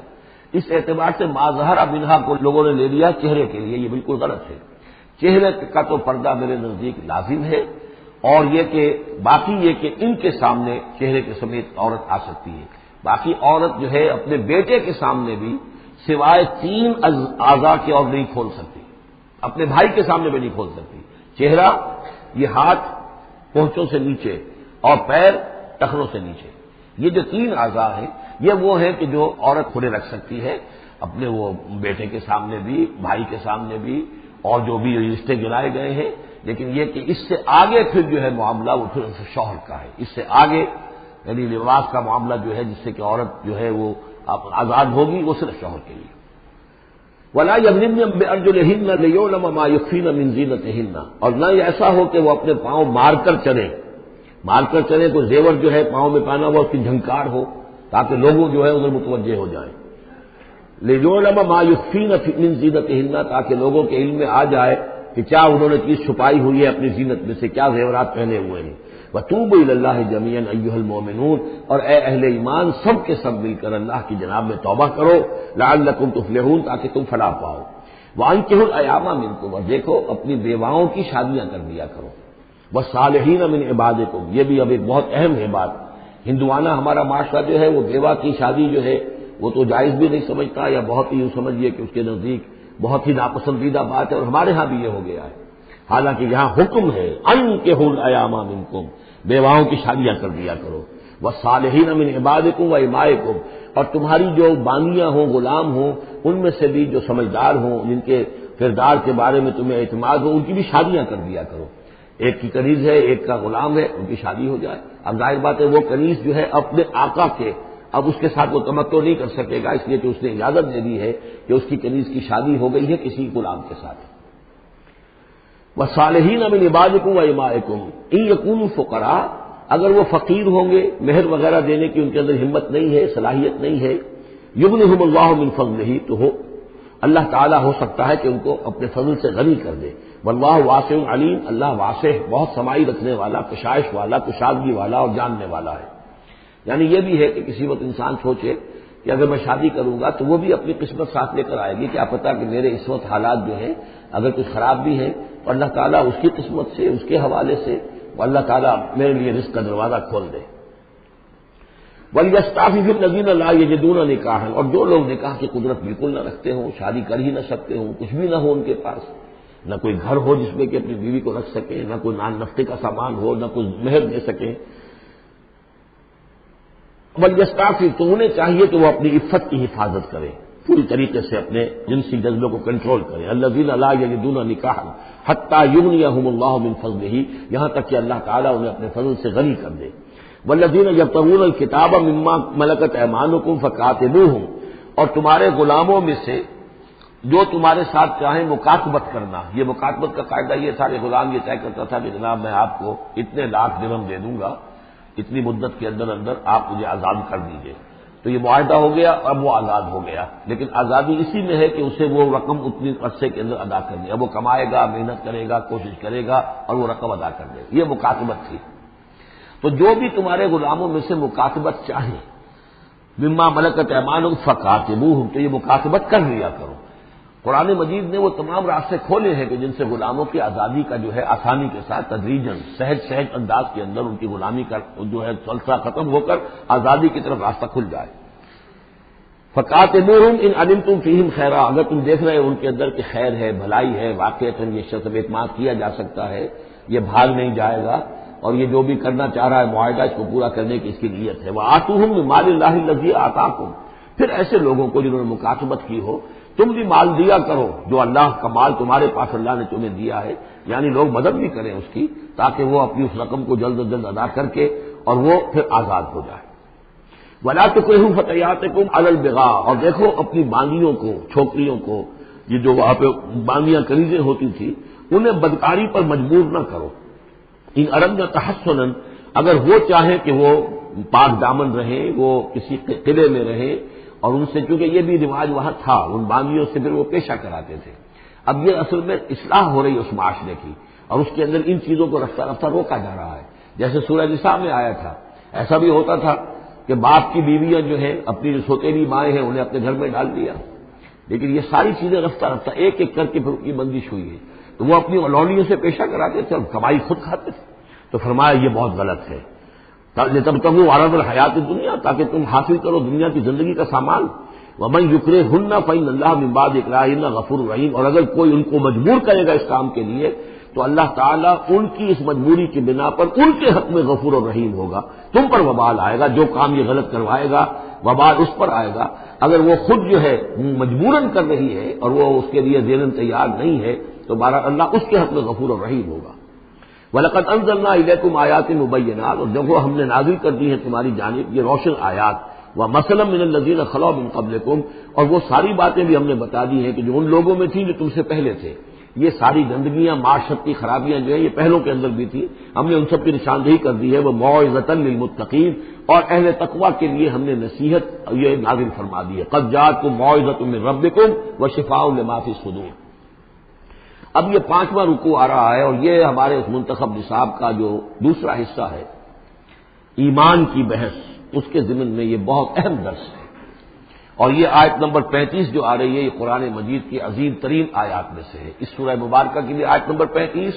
اور سورہ احزاب میں بھی بالکل ٹھیک یہی نمبر آیت نمبر 35 آپ کو ملے گی. یہ ایمان پر اور وہ اسلام کی کیفیات پر قرآن مجید کی عظیم ترین آیات ہے. اللہ نور السماوات والارض، اللہ آسمانوں اور زمین کا نور ہے. مثل نور ہی، اس پر ایمان کی مثال، اس کے نور ایمان کی مثال ایسی ہے کہ مشکاتن، جیسے ایک طاق ہے، فیہا مصباح، اس میں ایک چراغ روشن ہے. المصباح فی زجاجہ، وہ چراغ جو ہے چمنی کے اندر ہے، شیشہ ہے اس کے اوپر، جیسے لالٹینیں ہوتی تھی پچھلے زمانے میں، گلوب کے ساتھ جو ہے وہ لیمپ ہوتے تھے. الزجاجہ تو کانہا کوکب دری، اور وہ شیشہ چمک رہا ہے جیسے کہ ایک چمکدار ستارہ ہو. یوقد من شجرۃ، اور اس مصباح میں، اس دیے میں، اس چراغ میں جلایا جا رہا ہے تیل، کس کا؟ ایک شجرہ مبارکہ زیتونہ کا، ایک ایسا مبارک درخت زیتون کا، لا شرقیۃ ولا غربیہ، جو نہ شرقی ہے نہ غربی ہے. یعنی یہ کہ درخت ہے، جھنڈ ہے ایک. اب اگر تو اس جھنڈ کے مشرق میں کوئی درخت ہے تو صبح کی دھوپ تو انہیں ملے گی، شام کی نہیں ہوگی. مغرب میں ہے تو شام کی دھوپ مل جائے گی، صبح کی نہیں ملے گی. ایک علیحدہ کھڑا ہوا ہے کوئی، جس کے نہ ادھر کوئی اور ہے نہ ادھر کوئی اور درخت ہے، تو پورے دن کی تمازت دھوپ کی جو ہے وہ جذب کر رہا ہے. اور ایسے درخت کا جو روغن زیتون ہوتا تھا وہ بہت صاف شفاف، اسی کی مثال دی جا رہی ہے. جو نہ شرقی ہے نہ غربی ہے، وہ کسی جانب سے اوٹ میں ہے ہی نہیں. یکاد زیتھا یضیء، اس کا جو روغن ہے وہ بھڑک اٹھنے کو بیتاب ہے، قریب ہے کہ روشن ہو جائے. ولو لم تمسسہ نار، چاہے اسے ابھی آگ نے چھوا ہی نہ ہو. نور علی نور، جب آگ مس کر جائے، چھو جائے تو پھر نور علی نور ہے، وہ بھڑک اٹھتا ہے۔ یہد اللہ لنورہ من یشاء، اللہ تعالی ہدایت فرماتا ہے اپنے نور کی جانب جس کو چاہتا ہے۔ وَيَضْرِبُ اللَّهُ الْأَمْثَالَ لِلنَّاسِ، اور اللہ تعالی مثالیں بیان کرتا ہے لوگوں کے لیے۔ وَاللَّهُ بِكُلِّ شَيْءٍ عَلِيمٌ، اور اللہ ہر چیز کا کما حقہ علم رکھتا ہے۔ یہ اصل میں ایمان کے لیے، اس کے اجزائے ترکیبی کے لیے بہترین تمثیل ہے، جس کو میں پہلے بیان کرتا رہا ہوں کہ ایک ہے فطرت، انسانی فطرت۔ اگر فطرت سلیم ہے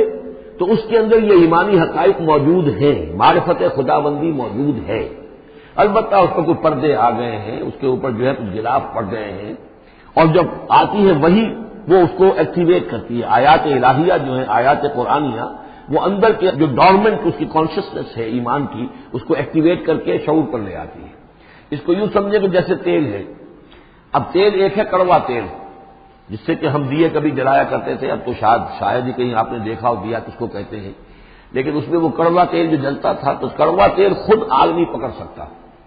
اس میں بتی ڈالنی پڑتی تھی، کوئی کپڑے کی بتی ہے بٹکر، یا یہ کہ وہ روئی کی بتی بنائی ہے،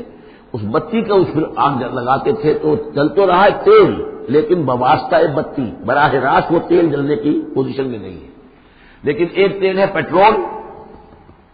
جو کڑوے تیل سے روشنی حاصل کرنے کے لیے جتن کرنے پڑ رہے ہیں آپ کو جلانے کے لیے، اور پیٹرول گویا کہ بیتاب ہے، وہ بھڑک اٹھنے کو بیتاب ہے، ذرا سی چنگاری قریب آئی اور بھڑک گیا۔ اسی طریقے سے انسانوں کی طباع کا فرق ہے۔ کچھ لوگوں کی جو فطرت ہے اتنی سلیم ہوتی ہے، اتنی نیکی ہوتی ہے اس کے اندر، کہ جیسے ہی وہی سامنے آئی آئینہ جگمگا اٹھا ایک دم، اس لیے کہ اوپر غبار ہے ہی نہیں، اس کے اوپر کوئی اور جو ہے پردے پڑے ہوئے ہیں ہی نہیں۔ یہ مثال صدیقین کی ہے جو میں نے کل بھی آپ سے عرض کیا تھا، کہ جیسے کہ حضور نے فرمایا میں نے جس کے سامنے بھی دعوت ایمان رکھی اس نے کچھ نہ کچھ توقف اور تردد ضرور کیا، سوائے ابو بکر کے کہ ایک لحظے کا بھی توقف نہیں کیا۔ یہ اس لیے کہ ان کی فطرت اتنی سلیم تھی، گویا کہ وہ پیٹرول تھا ان کے اندر جو بھڑک اٹھنے کو بیتاب تھا، کہ ذرا قریب بھی اگر دیاچلائی آ گئی تو بھڑک اٹھے۔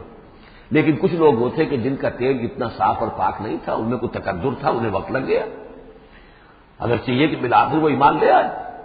لیکن یہ کہ کچھ اس میں بتی ڈالنی پڑی، کوئی اس کے لیے محنت کرنی پڑی۔ السابقون الاولون من المہاجرین والانصار والذین اتبعوہم باحسان، پھر وہ لوگ ہیں جو بعد میں درجہ بدرجہ پھر ان کے بعد آتے چلے گئے۔ تو اسی طریقے سے ایمان کی مثال ہے کہ یہ روغن فطرت یا نور فطرت، نور روح، روحانی نور جو ہمارے اندر ہے نور تجلی بھی اسی خاک میں پنہاں، غافل قدرہ صاحب ادراک نہیں ہے۔ وہ جو ہماری روح ملکوتی کے اندر جو نور ہے، یہ نور اور باہر سے جو قرآن کا نور، وحی کا نور آیا، ان دونوں کے نور کے اجتماع سے پھر نور علی نور کی کیفیت پیدا ہوئی۔ اب وہ نور ایمانی جو ہے وجود میں آ گیا۔ اللہ نور السماوات والارض مثل نورہ کمشکاۃ فیہا مصباح المصباح فی زجاجہ، اور ذہن میں رکھیے یہ ہمارا جو پنجر ہے پسلیوں کا، اس کی واقعتاً تاق کی سی شکل ہے، یہ نیچے سے چوڑا ہو رہا ہے، اوپر سے تنگ ہو رہا ہے، تاق ایسے ہی ہوتے تھے۔ ڈائفرام جو ہے وہ اس تاق کا گویا کہ فلور ہے، جو ہمارے ایبڈومینل کیویٹی کو چیسٹ کیویٹی سے علیحدہ کرنے والا عضو ہے، اور دل رکھا ہوا ہے اس کے اوپر، یہ گویا کہ چراغ ہے۔ اس دل میں نور ایمان ہوتا ہے، اس دل کے اندر جو ہے وہ اللہ کا نور، اور یہ نور بنا ہے دو چیزوں سے، ایک وہ نور فطرت جو اس کے اندر موجود تھا اس کی روح کے اندر، اور ایک نور وحی۔ ان دونوں کے اجتماع سے نور علی نور، وہ نور جو ہے وہ نور ایمان کی شکل میں اس قلب کے اندر جو ہے وہ جاگزی ہوا اور قلب منور ہو گیا۔ المصباح فی زجاجہ، الزجاجہ کأنہا کوکب دری یوقد من شجرۃ مبارکۃ زیتونۃ لا شرقیۃ ولا غربیہ یکاد زیتها یضیء ولو لم تمسسہ نار نور علی نور یہدی اللہ لنورہ من یشاء۔ یہ نور علی نور ہے، دو نوروں کے جمع ہونے سے یہ نور ایمان وجود میں آیا، نور فطرت، نور وحی۔ اور اللہ تعالیٰ ہدایت دیتا ہے اپنے نور کی جس کو چاہتا ہے، اور اللہ یہ مثالیں لوگوں کے لیے بیان کرتا ہے۔ باقی اللہ کو تو ہر شے کا کما حقہ علم ہے، مثال کی ضرورت انسانوں کے لیے ہے کہ جو ان لطیف حقائق کو ایسے ہی اور خود نہیں سمجھ سکتے۔ اب جن لوگوں کے دلوں میں یہ نور ایمان پیدا ہو جاتا ہے، ان کی ایک جھلک دکھائی جا رہی ہے کہ ان کی شخصیت، ان کی زندگی کی دلچسپیاں کیا ہوتی ہیں۔ فی بیوت اذن اللہ ان ترفع ویذکر فیہا اسمہ، ان گھروں میں جن کا کہ اللہ نے حکم دیا کہ انہیں بلند کیا جائے، یعنی مساجد۔ بلند کرنے سے مطلب یہ ہے کہ ان کو نمایاں بنایا جائے، ہر مسلمان آبادی میں معلوم ہو کہ مسجد ایک نمایاں شے ہے، یہ ضروری نہیں کہ اس کی ڈیکوریشن ہو، اس کے اوپر جو ہے خام خواہ تکلفات میں پیسے خرچ کیے جائیں، لیکن یہ کہ ایک تو یہ کہ وہ نمایاں ہونی چاہیے، معلوم ہو کہ اس آبادی کا مرکز یہ ہے۔ نمبر دو یہ ہے کہ ترفع، اس کو ہر طریقے سے ہر معنوی گندگی سے بھی پاک رکھا جائے، وَيُذْكَرَ فِيهَا اسْمُهُ، اور اس میں اس کا نام لیا جائے، يُسَبِّحُ لَهُ فِيهَا بِالْغُدُوِّ وَالْآصَالِ، یہ جو صاحب ایمان لوگ ہیں جن کے دلوں میں ایمان کی قندیلیں روشن ہیں، یہ تسبیح کرتے ہیں اللہ کی ان گھروں کے اندر صبح کے وقت بھی اور شام کے وقت بھی۔ رجال، وہ جواں مرد، لا تلہیہم تجارۃ ولا بیع عن ذکر اللہ واقام الصلاۃ، جن کو غافل نہیں کر سکتی نہ کوئی تجارت نہ کوئی خرید و فروخت اللہ کی یاد سے اور نماز کے قائم کرنے سے، وایتاء الزکاۃ اور زکوٰۃ کے ادا کرنے سے، یخافون یومن، یہ سب کچھ کر کے بھی وہ ڈرتے رہتے ہیں، لرزاں و ترساں رہتے ہیں، کانپتے رہتے ہیں اس دن کے تصور سے، تتقلب فیہ القلوب والابصار، جس میں کہ دل بھی الٹ جائیں گے اور نگاہیں بھی الٹ جائیں گی، لیجزیہم اللہ احسن ما عملوا، تاکہ اللہ تعالیٰ ان کو بدلے میں دے بہترین جزا ان کے اعمال کی، ویزیدہم من فضلہ، اور اضافہ کرے اپنی طرف سے اپنے فضل میں سے، واللہ یرزق من یشاء بغیر حساب، اور اللہ تعالیٰ چاہتا ہے دیتا ہے جس کو چاہتا ہے بغیر حساب۔ اللہم ربنا اجعلنا منہم، یہ تو مومن صادق کے لیے ایمان ان کے دلوں میں ہے، اس کی تمثیل یہ ہے، اور ان کے کردار کی جھلک یہ ہے۔ اب ایک ہے بین بین کے لوگ، ایمان تو نہیں ہے لیکن کچھ نہ کچھ نیکی کے کام کرتے ہیں، کچھ اپنے دل کی تسلی کے لیے، کچھ اپنے ضمیر کو مطمئن کرنے کے لیے، ان کی نیکی حقیقی نیکی نہیں ہے، وہ لیس البر ان تولوا وجوہکم قبل المشرق والمغرب، اس آیت کو ذہن میں رکھیے۔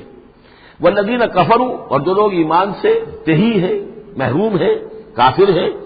ان کی نیکیاں، ان کے اعمال کیا ہیں؟ کسراب، جیسے ریت ہو، سراب ہو، بقیعۃ،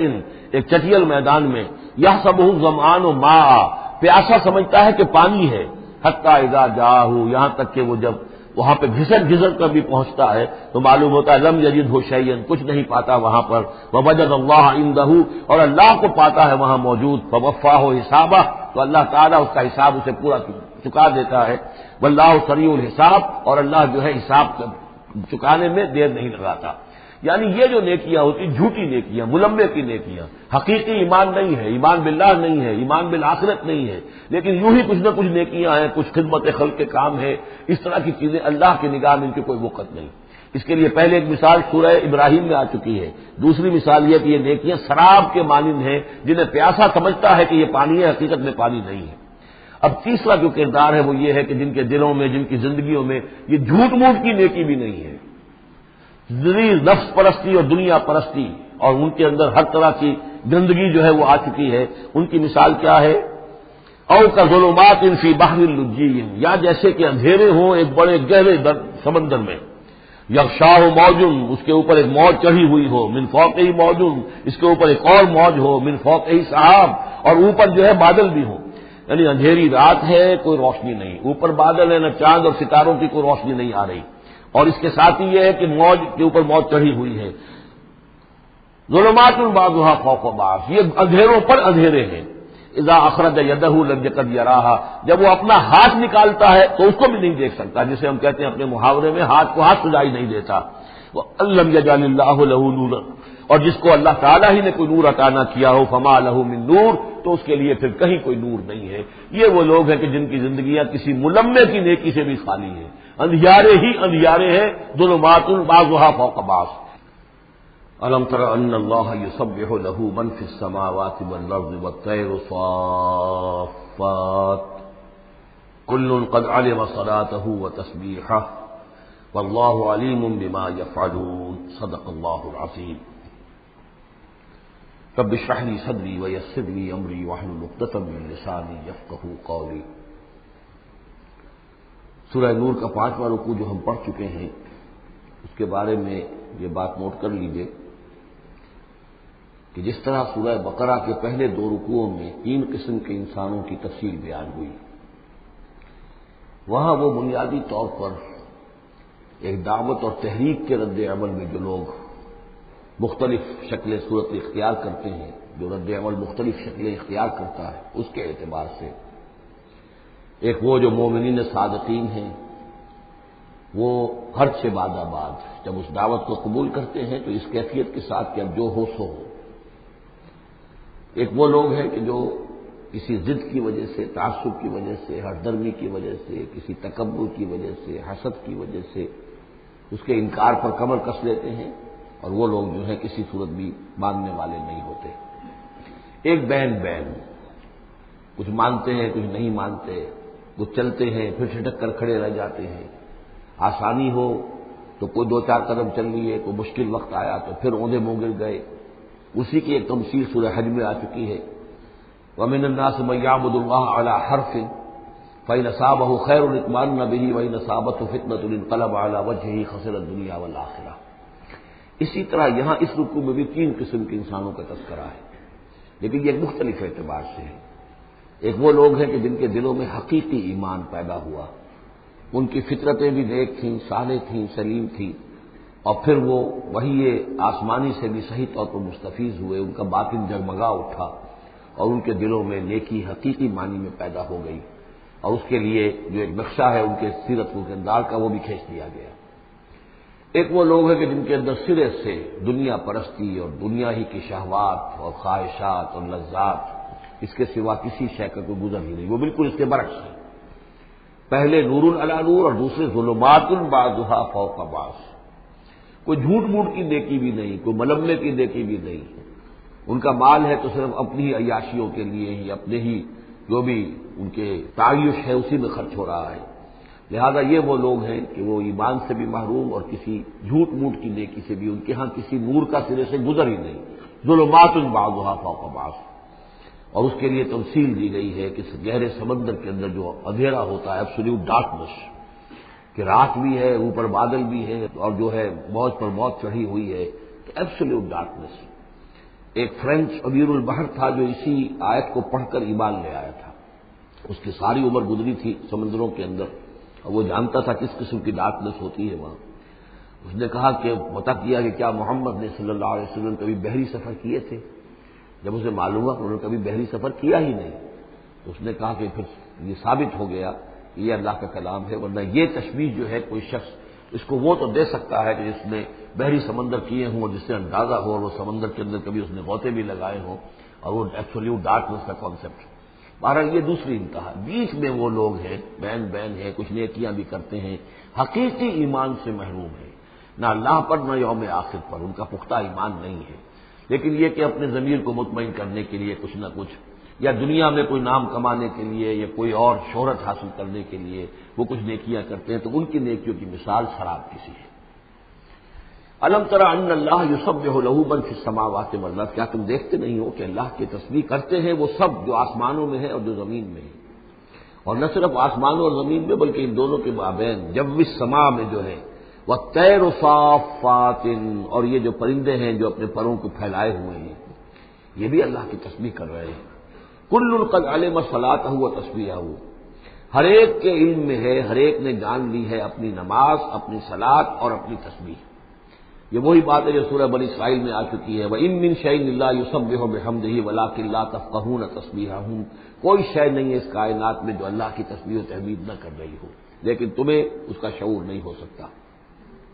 واللہ علیم بما یفعلون، اور جو کچھ وہ کرتے ہیں اللہ کے علم میں ہے۔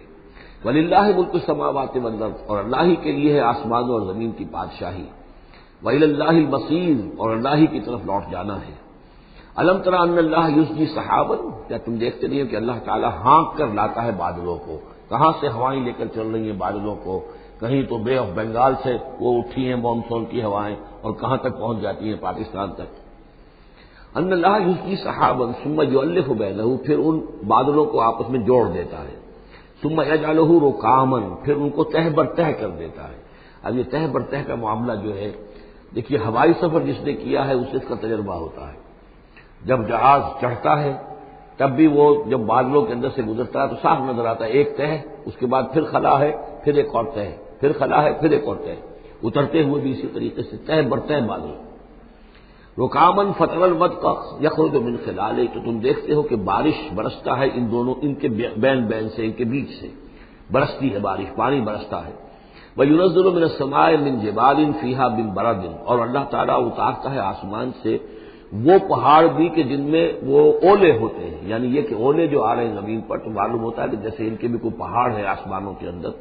فیصیب بہ من یشاء، تو اللہ تعالیٰ یہ اولے برسا دیتا ہے جس پر چاہتا ہے، یعنی جس کی کھیتی برباد اللہ کو کرنی ہوتی ہے کسی سبب سے، اس کی کھیتی کے اوپر یہ اولے جا کے برس جاتے ہیں. یصرفہ عن من یشاء، اور ان کا رخ پھیر دیتا ہے جس سے چاہتا ہے. ایسا بھی ہوتا ہے بعض اوقات کہ بالکل ایک کھیت جو ہے وہ بالکل تباہ و برباد ہو گیا ہے اور برابر کا کھیت بالکل ٹھیک ہے، اس کے اوپر کوئی اولا نہیں گرا. یکاد ثنا برقہ یذھب بالابصار، اور اس کی جو بجلی کی کوند ہے وہ اس قریب ہے کہ وہ لوگوں کی نگاہوں کو اچک کر لے جائے. یقلب اللہ اللیل والنہار، اللہ تعالیٰ عدلتا بدلتا رہتا ہے دن اور رات کو. ان فی ذلک لعبرۃ لاولی الابصار، یقیناً اس میں دھیان کرنے کا اور سبق سیکھنے کا اور عبرت حاصل کرنے کا مواد ہے ہوش مندوں کے لیے، آنکھ والوں کے لیے، دیکھنے والوں کے لیے. واللہ خلق کل دابۃ من ماء، اور اللہ نے بنائی ہے ہر جاندار چیز اس زمین کے اوپر پانی سے. فمنہم من یمشی علی بطنہ، اب ان جانداروں میں سے جو زمین میں اللہ نے بنائے ہیں وہ بھی ہے کہ جو اپنے پیٹ کے بل پر چلتے ہیں، یہ ریپٹائلز جن کو ہم کہتے ہیں، ریپٹائلز ہیں جو اپنے پیٹ کے بل پر چل رہے ہیں. منہم من یمشی علی رجلین، اور ان میں وہ بھی ہے کہ جو دو ٹانگوں پر چلتے ہیں. اب ہم بھی انہی میں سے ہیں، اور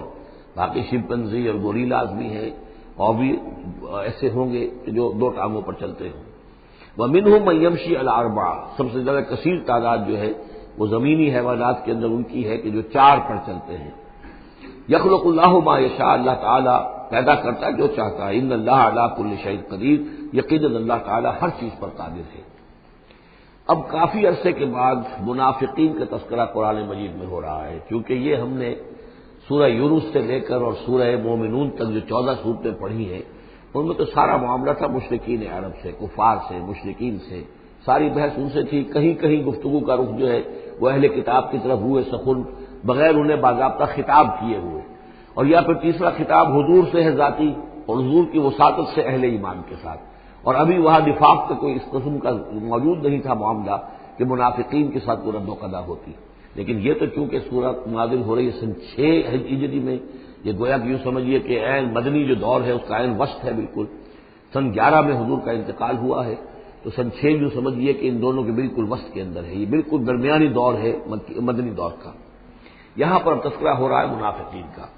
لقد انزلنا آیات مبینات، ہم نے نازل کی ہیں روشن آیات. واللہ یہدی من یشاء الی صراط مستقیم، اور اللہ تعالیٰ ہدایت دیتا ہے جس کو چاہتا ہے سیدھے راستے کی طرف. وَيَقُولُونَ آمَنَّا بِاللَّهِ، اور کچھ لوگ وہ بھی ہیں جو کہتے ہیں ہم ایمان لائے اللہ پر، وبالرسول، اور اللہ کے رسول پر، وَأَطَعْنَا، اور ہم نے اطاعت قبول کی. ثُمَّ يَتَوَلَّىٰ فَرِيقٌ مِّنْهُمْ، پھر ان میں سے ایک جماعت جو ہے پیٹھ موڑ کر جاتی ہے. من بعد ذالک، اس کے بعد، یعنی اب اس کے بعد یہ سب کچھ کہہ کر قول و قرار کر کے اطاعت کا یہاں دم بھر کر جاتے ہیں، لیکن پھر طرز عمل ان کا کچھ اور ہوتا ہے. وَمَا أُولَٰئِكَ بِالْمُؤْمِنِينَ، اور یہ لوگ حقیقی مومن نہیں ہیں. وَإِذَا دُعُوا إِلَى اللَّهِ وَرَسُولِهِ لِيَحْكُمَ بَيْنَهُمْ، اور جب انہیں پکارا جاتا ہے، بلایا جاتا ہے کہ آؤ اللہ کی طرف اور رسول کی طرف کہ ان کے مابین فیصلے کرے. یہ سورہ نساء میں ہم یہ سارے مضامین بڑی تفصیل سے پڑھ چکے ہیں کہ وہ لوگ چاہتے تھے کہ اپنے مقدمات جو ہیں وہ یہودیوں کی عدالت میں لے جائیں، اس لیے کہ حضور کے ہاں انہیں اندیشہ ہوتا تھا کہ یہاں تو بالکل صحیح فیصلہ ہو جائے گا. تو اس طرح کا جو ان کا کردار تھا، جب انہیں بلایا جاتا ہے اللہ کے اور اس کے رسول کی طرف کہ آؤ کہ وہ فیصلہ کرے تمہارے مابین، اذا فریق منہم معرضون، تو ان میں سے ایک گروہ اور ایک جماعت ایسی ہے جو اعراض کرتی ہے اور کرنی کترا جاتی ہے. وَإِن يَكُن لَّهُمُ الْحَقُّ يَأْتُوا إِلَيْهِ مُذْعِنِينَ، اور اگر ان کو معلوم ہو کہ حق ہمارے ساتھ ہے، یعنی ہم حق پر ہیں اس مقدمے میں، تو پھر وہ آتے ہیں بڑا یقین کا اظہار کرتے ہوئے، اذعان کے ساتھ اور یقین کے ساتھ اور اپنے ایمان کا اظہار کرتے ہوئے، کیونکہ انہیں یقین ہے کہ ہمارا کیس سچا ہے اور حضور کی عدالت میں ہم جائیں گے تو ہمارے حق میں فیصلہ ہو جائے گا، تو اب کوئی رکاوٹ نہیں. یاتوا الیہ مذعنین، خوب یقین کا اعتماد کا اظہار کرتے ہوئے آتے ہیں. افی قلوبہم مرض، کیا ان کے دلوں میں روگ ہے؟ ام ارتابوا، یا یہ شکوک میں مبتلا ہو گئے ہیں؟ ام یخافون ان یحیف اللہ علیہم، یا انہیں یہ اندیشہ ہے کہ اللہ تعالیٰ جو ہے ان کے ساتھ ناانصافی کرے گا، ورسولہ، وہ اس کے رسول. بل اولئک هم الظالمون، نہیں بلکہ حقیقت میں یہی ظالم ہیں. ایمان کی اصل حقیقت سے چونکہ یہ محروم ہے، لہذا ساری غلطی ان کے اپنے کردار میں ہے. انما کان قول المؤمنین اذا دعوا الی اللہ ورسولہ لیحکم بینہم، جو حقیقی مومن ہوتے ہیں ان کو تو جب بلایا جاتا ہے اللہ کی طرف اور اس کے رسول کی طرف کہ وہ فیصلہ کرے ان کے مابین، تو ان کا قول تو یہی ہوتا ہے ان یقولوا سمعنا واطعنا، کہ وہ کہتے ہیں کہ ہم نے سنا اور ہم نے مانا. ہم حاضر ہیں، جو بھی فیصلہ محمد رسول اللہ کا ہوگا ہم اسے بصر و چشم تسلیم کریں گے۔ انما کان قول المؤمنین اذا دعوا الی اللہ ورسولہ لیحکم بینہم ان یقولوا سمعنا واطعنا واولئک هم المفلحون، اور یقیناً وہی لوگ ہیں جو پھر فلاح پانے والے ہیں۔ ومن یطع اللہ ورسولہ، اور جو اللہ کی اور اس کے رسول کی اطاعت کرتا ہے، ویخشى اللہ ویتقہ، اور اللہ کا خوف بھی رکھتا ہے، اس کا تقوی اختیار کرتا ہے، فاولئک هم الفائزون، تو یقیناً وہی لوگ ہیں کہ جو کامیاب ہونے والے ہیں۔ وَأَقْسَمُوا بِاللَّهِ جَهْدَ أَيْمَانِهِمْ، اور وہ قسمیں کھا کھا کر کہتے ہیں، اللہ تعالیٰ کی قسمیں کھاتے ہیں اپنی امکانی حد تک، لئن امرتہم، اے نبی اگر آپ حکم دیں گے لَيَخْرُجُنَّ، تو وہ لازماً نکل جائیں گے۔ آپ حکم دے دیا میں ہم حاضر ہیں، ویسے میری یہ مجبوری ہے، یہ میری تکلیف ہے، یہ مسئلہ ہے، ویسے آپ حکم دیں گے اگر تو میں بالکل حاضر ہوں۔ یہ آپ کو اب بھی معلوم ہوگا کہ ہماری جماعتی زندگیوں کے اندر یہ مسئلہ ہوتا ہے کہ کوئی امیر ہے، اس نے ایک بات کہی ہے، کھل کر اس نے کہہ دیا ہے کہ میں یہ چاہتا ہوں کہ معاملہ اس طرح کیا جائے۔ اب کچھ لوگ کرنے کا کراتے ہیں، اچھا جی اگر آپ حکم دیں گے تو میں کروں گا، لیکن یہ کیا بات ہے؟ جب وہ امیر ہے آپ کا، وہ بات کہہ رہا ہے تو اس کی بات کو آپ حکم کیوں نہیں سمجھ رہے؟ اسی طریقے سے حضور صلی اللہ علیہ وسلم نے جب فرما دیا ہے کہ نکلنا ہے، اب دشمن کے مقابلے کے لیے نکلو، اب آپ چاہتے ہیں پی کال کر کے حضور ایک ایک کی خوشامد کریں کہ آئیے آپ ضرور نکلیے، خدا کے لیے ضرور چلیے، یہ حضور کرنے والے نہیں ہیں۔ وَأَقْسَمُوا بِاللَّهِ جَهْدَ أَيْمَانِهِمْ، اور یہ اللہ کی قسمیں کھا کھا کر کہتے ہیں اپنی امکانی حد تک، لئن امرتہم، اے نبی آپ کا حکم ہوگا تو میں حاضر ہوں، لَيَخْرُجُنَّ، ہم ضرور نکلیں گے۔ قُل لَا تُقْسِمُوا، اے نبی ان سے کہیے تم قسمیں مت کھاؤ، طاعۃ معروفہ، معروف طریقے پر اطاعت اختیار کرو۔ تم نے اعلان کیا ہے کہ تم مجھ پر ایمان لائے ہو، تم نے اعلان کیا ہے کہ تم مجھے اللہ کا رسول سمجھتے ہو، اب جو میں کہہ رہا ہوں اسے قبول کرو، اختیار کرو۔ یہ کیا ہے کہ میں کسی کو ایک ایک کو علیحدہ علیحدہ حکم دوں؟ ان اللہ خبیر بما تعملون، یقیناً جو کچھ تم کر رہے ہو اللہ اس سے باخبر ہے۔ قل اطیعوا اللہ واطیعوا الرسول، اے نبی کہہ دیجئے۔ اب دیکھیے نوٹ کر لیجئے، سورہ نساء میں نے تفصیل سے آپ کو بیان کیا تھا کہ منافقین پر تین ہی چیزیں بھاری تھیں۔ نمبر ایک، حضور کی شخصی اطاعت کرنا، نمبر دو، جہاد اور قتال کے لیے نکلنا، نمبر تین، ہجرت۔ تین ایشوز کے اوپر بڑی تفصیل سے وہاں گفتگو ہو چکی ہے۔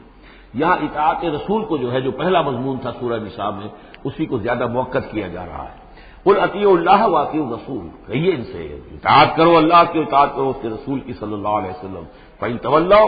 پھر اگر یہ پیٹھ موڑ لے، اگر تم منہ پھیرو گے، اگر منہ موڑ لو گے، فإنما علیہ ما حمل، تو سن لو ہمارے نبی پر ذمہ داری ہے اس کام کی جو ہم نے ان پر ڈالا ہے، وعلیکم ما حملتم، اور تم سے باز پرس ہوگی اس کی جو تمہارے اوپر ڈالا گیا ہے۔ یعنی نبی نے جو ذمہ داری تھی، اللہ کا دین تم تک پہنچایا، اللہ کے احکام پہنچا دیے، ان کا کام جو ہے اس پر ختم ہو گیا۔ اب اطاعت کرنا، اس کی تعمیل کرنا، اس کے حکم پر چلنا، اللہ کے دین کے لیے تن من دھن لگانا، اور یہ سارا کام تمہیں کرنا ہے۔ تو جو ان کی ذمہ داری ہے وہ ادا کریں گے، اور اللہ کے ہاں ان کے بارے میں سوال کر لیا جائے گا، اور جو تمہاری ذمہ داری ہے ظاہر بات ہے کہ اس کے جواب بھی تمہیں کرنے ہیں۔ اس میں یہ بھی ہوتا ہے بسا اوقات کہ کسی شخص کو یہ گمان ہو جائے، ظاہر بات ہے میں نے آپ کو سنایا تھا کہ ایک شخص نے کہہ دیا تھا حضور سے، اے دل یا محمد،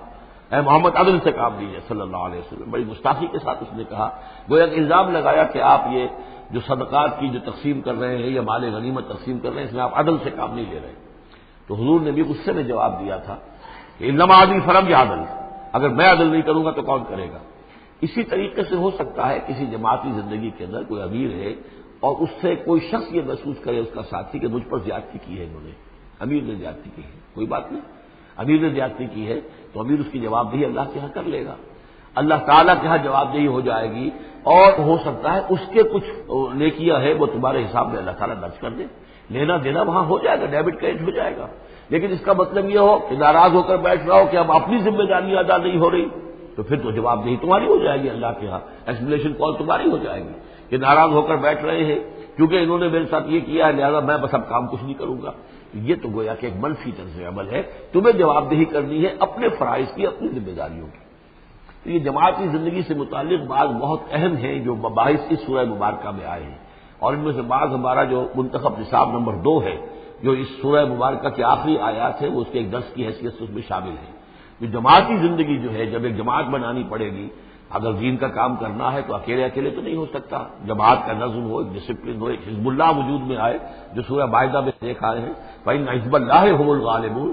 غلبہ جو ہے تو وہ حزب اللہ کو اللہ تعالیٰ دیتا ہے، ید اللہ علی الجماعہ، جماعت کے اوپر اللہ کا ہاتھ ہے، جماعت کی کو اللہ کی نصرت اور تائید حاصل ہوتی ہے۔ اس جماعتی زندگی کے بعد ایسے نفسیاتی معاملات ہوتے ہیں اور اس کے اندر بعض ایسے حساس مسائل ہوتے ہیں کہ جن کے بارے میں بڑی عمدہ رہنمائی دی گئی ہے مختلف مقامات پر، ان پر ہم نے پھر مرتب کیا ہے منتخب نصاب، مطالعہ قرآن حکیم کا منتخب نصاب نمبر 2۔ قل اطیعوا اللہ واطیعوا الرسول فإن تولوا فإنما علیہ ما حمل، ان پر جو ذمہ ہے وہ ان کی اپنی ذمہ داری کا، اور تمہارے اوپر جو بوجھ ہے، جو تمہاری مسئولیت ہے، وہ تمہاری ذمہ داری کی۔ وَإِن تُطِيعُوهُ تَهْتَدُوا، جان لو یہ اللہ کے رسول ہیں، اگر تم ان کی اطاعت پر کاربند رہو گے تبھی تم ہدایت یافتہ ہوگے۔ وَمَا عَلَى الرَّسُولِ إِلَّا الْبَلَاغُ الْمُبِينُ، اور ہمارے رسول پر سوائے صاف صاف پہنچا دینے کی اور کوئی ذمہ داری نہیں ہے۔ اب جو آیت آ رہی ہے یہ بھی طویل آیات میں سے اور عظیم ترین آیات میں سے آیت استخلاف، یہ خلافت کا جو اللہ تعالیٰ نے وعدہ کیا ہے اس امت سے۔ وعد اللہ الذین آمنوا منکم وعملوا الصالحات، اے مسلمانوں اللہ کا وعدہ ہے تم میں سے ان لوگوں کے ساتھ جو ایمان اور عمل صالح کی شرطیں پوری کر دیں گے۔ یہ نام کے مسلمان، نسلی مسلمان جو اللہ کے حکم پر چلتے بھی نہ ہوں، اللہ کے احکام کے مطابق عمل نہ کرتے ہوں، دین کے لیے تن من دھن لگانے کو تیار نہ ہوں، ان سے یہ وعدہ نہیں ہے۔ وعدہ ہے حقیقی اہل ایمان جو ایمان حقیقی کی شرط پوری کرے اور ایمان کے جو عملی تقاضے ہیں ان کو بھی بجا لائے۔ وعد اللہ الذین آمنوا منکم وعملوا الصالحات لیستخلفنہم فی الارض، کہ وہ انہیں زمین میں خلافت عطا کرے گا، حکومت عطا کرے گا، غلبہ عطا کرے گا، کما استخلف الذین من قبلہم، جیسے کہ اس نے خلافت عطا کی تھی ان کو جو ان سے پہلے تھے،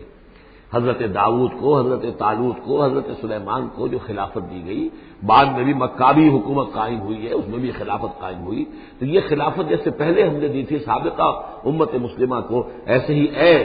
امت محمد صلی اللہ علیہ وسلم تمہیں بھی خلافت دی جائے گی، بشرطے کہ ایمان اور عمل صالح کی یہ 2 شرطیں تم پوری کرو۔ اب یہ خلافت جو ہے اس کو 3 انداز میں یہاں بیان کیا گیا ہے۔ لَيَسْتَخْلِفَنَّهُمْ فِي الْأَرْضِ، انہیں لازماً خلافت دے گا زمین میں، حکومت دے گا، کما استخلف الذین من قبلہم، جیسے کہ خلافت دی تھی اور حکومت دی تھی ان کو کہ جو ان سے پہلے تھے۔ وَلَيُمَكِّنَنَّ لَهُمْ دِينَهُمُ الَّذِي ارْتَضَىٰ لَهُمْ، اور ان کے اس دین کو زمین میں غلبہ عطا کرے گا، قوت عطا کرے گا، تمکن عطا کرے گا جو اللہ نے ان کے لیے پسند کر لیا ہے۔ ظاہر بات ہے مسلمانوں کی خلافت ہے تو اس کے معنی کیا ہے؟ اللہ کے دین کا غلبہ ہے، وہ تو بات تو ایک ہی ہے، اللہ کا دین غالب، اس کے کیا معنی ہے؟ مسلمانوں کی خلافت، تو چیز ایک ہی ہے، لیکن یہاں 3 الفاظ لا کر اس کی اہمیت کو نمایاں کیا جا رہا ہے 3 اعتبارات سے۔ وَلَا يُمَكِّنَنَّ لَهُمْ دِينَهُمُ الَّذِي ارْتَضَىٰ لَهُمْ، اب یہاں دیکھیے وہی لام مفتوح شروع میں فعل مضارع سے اور اس کے بعد یہ نون مشدد، یہ سارے وعدے نہایت تاکیدی وعدے ہیں۔ لَيَسْتَخْلِفَنَّهُمْ فِي الْأَرْضِ كَمَا اسْتَخْلَفَ الَّذِينَ مِن قَبْلِهِمْ وَلَيُمَكِّنَنَّ لَهُمْ دِينَهُمُ الَّذِي ارْتَضَىٰ لَهُمْ، واللہ نے دین کون سا ہے جو پسند کر لیا ہے؟ الْيَوْمَ أَكْمَلْتُ لَكُمْ دِينَكُمْ وَأَتْمَمْتُ عَلَيْكُمْ نِعْمَتِي وَرَضِيتُ لَكُمُ الْإِسْلَامَ دِينًا، یہ آیت ہم پڑھ چکے ہیں سورہ مائدہ میں۔ اور تیسری بات وَلَيُبَدِّلَنَّهُم مِّن بَعْدِ خَوْفِهِمْ أَمْنًا، اللہ تعالیٰ ان کے خوف کی کیفیت جو ہے اس کو بدل دے گا امن کی کیفیت سے۔ ظاہر بات ہے جب تک کہ مسلمان کمزور تھے ان کے لیے خوف تھا، ابھی ادھر سے حملے کا اندیشہ ہے، ابھی ادھر سے حملے کا اندیشہ ہے، اب فلاں قبیلے کی طرف سے خبر آئی ہے کہ وہ فوجی تیاری کر رہا ہے، فوج کشی کرے گا، وہ خوف کی ایک کیفیت تھی جو ہر وقت جاری رہی ہے۔ ایمرجنسی کی کیفیت جو ہے مدینہ منورہ میں یوں سمجھیے کہ پورے 5 برس ایمرجنسی رہی ہے، ہر وقت ہر آن اندیشہ ہوتا تھا، خبریں آ رہی ہیں اب ادھر سے کوئی قبیلہ حملہ کرنے والا ہے، اب یہ مکے میں کوئی ان کی ملاقاتیں ہوئی ہیں، کوئی سازش ہوئی ہے، ابھی کوئی خط چلا گیا، ابو عامر راہب کا کوئی مشن ہے، یہ ساری خبریں آتی تھیں۔ لیکن یہ کہ اب اس کے بعد وہ وقت آ جائے گا کہ ان کا جو خوف کی کیفیت ہے بدل جائے گی امن سے۔ یعبدوننی لا یشرکون بی شیئا، میں یہاں اس کو سمجھتا ہوں مستقبل سے متعلق، جب ایسا ہو جائے گا تو پھر وہ میری بندگی کریں گے کہ اس میں کسی شے کا شرک جو ہے گوارا نہیں کریں گے۔ جب تک اللہ کی حکومت نہیں ہے تو ظاہر بات ہے کسی نہ کوئی شرک تو ہو ہی رہا۔ اب ہم یہاں رہ رہے ہیں، پاکستان میں رہ رہے ہیں، اللہ کا دین تو قائم نہیں ہے، قانون کس کا ہے؟ اللہ کا تو نہیں ہے، تو گویا کہ ہم قومی اعتبار سے، اجتماعی اعتبار سے کفر اور شرک میں زندگی بسر کر رہے ہیں۔ ہمارا اپنا کوئی عقیدہ فرض کیجئے ہے بھی ٹھیک، بالکل مشرکانہ اوہام سے ہم نے اپنے آپ کو پاک کر لیا ہے اور توحید فی العقیدہ ہماری بالکل صحیح ہے، لیکن سوال یہ کہ ہم اس ملک کے شہری ہیں، اس ملک کا دستور ہے، اس ملک کے اندر جو ہے اللہ کی حکومت اور اللہ کے قانون کی بالادستی نہیں ہے، تو اس کے کیا معنی؟ ہم بھی اس کے شہری ہونے کی حیثیت سے اس میں ملوث ہیں۔ تو یہ ہے کہ یہ توحید کامل اس وقت ہوگی جب یکون الدین کلہ للہ، جب دین کل کا کل اللہ کے لیے ہو جائے گا، عملاً توحید کی تکمیل اس وقت ہوگی۔ یعبدوننی، میری بندگی کریں گے، لا یشرکون بی شیئا، اور میرے ساتھ کسی شے کو شریک نہیں کریں گے، ومن کفر بعد ذلک فاولئک هم الفاسقون، اور جو اس کے بعد بھی کفر کریں تو پھر وہ تو فاسق ہیں، ناانجار ہیں، سرکش ہیں۔ اس کے بھی دو معنی ہو سکتے ہیں، جب دین کا غلبہ ہو گیا پھر بھی جو کفر کرے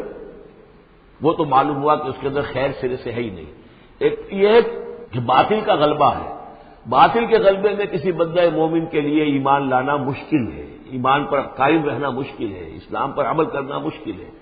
لیکن جب دین غالب ہو گیا ہو تو اب تو ظاہر بات ہے کہ اب تو ساری رکاوٹیں دور ہو گئی، اب تو یہ شخص کسی کی اپنی فطرت ہی میں کجی آ چکی ہے، کوئی پرورٹڈ نیچر کا شخص ہے، تبھی وہ رہے گا کہ جو اسلام سے دور رہے۔ ومن کفر بعد ذلک فاولئک هم الفاسقون، اور میرے نزدیک اس کا ایک مفہوم یہ بھی ہے کہ ہمارے ان تین پختہ وعدوں کے بعد بھی جو شخص کمر ہمت نہ کس لے اور اس کام کے لیے کھڑا نہ ہو جائے، گویا کہ وہ ہماری بات کا کفر کر رہا ہے، انکار کر رہا ہے، اسے ہمارے ان وعدوں پر یقین نہیں ہے۔ ومن کفر بعد ذلک فاولئک هم الفاسقون، تو وہ تو گویا کہ فاسق ہے اور سرکش ہے اور ناہنجار ہے۔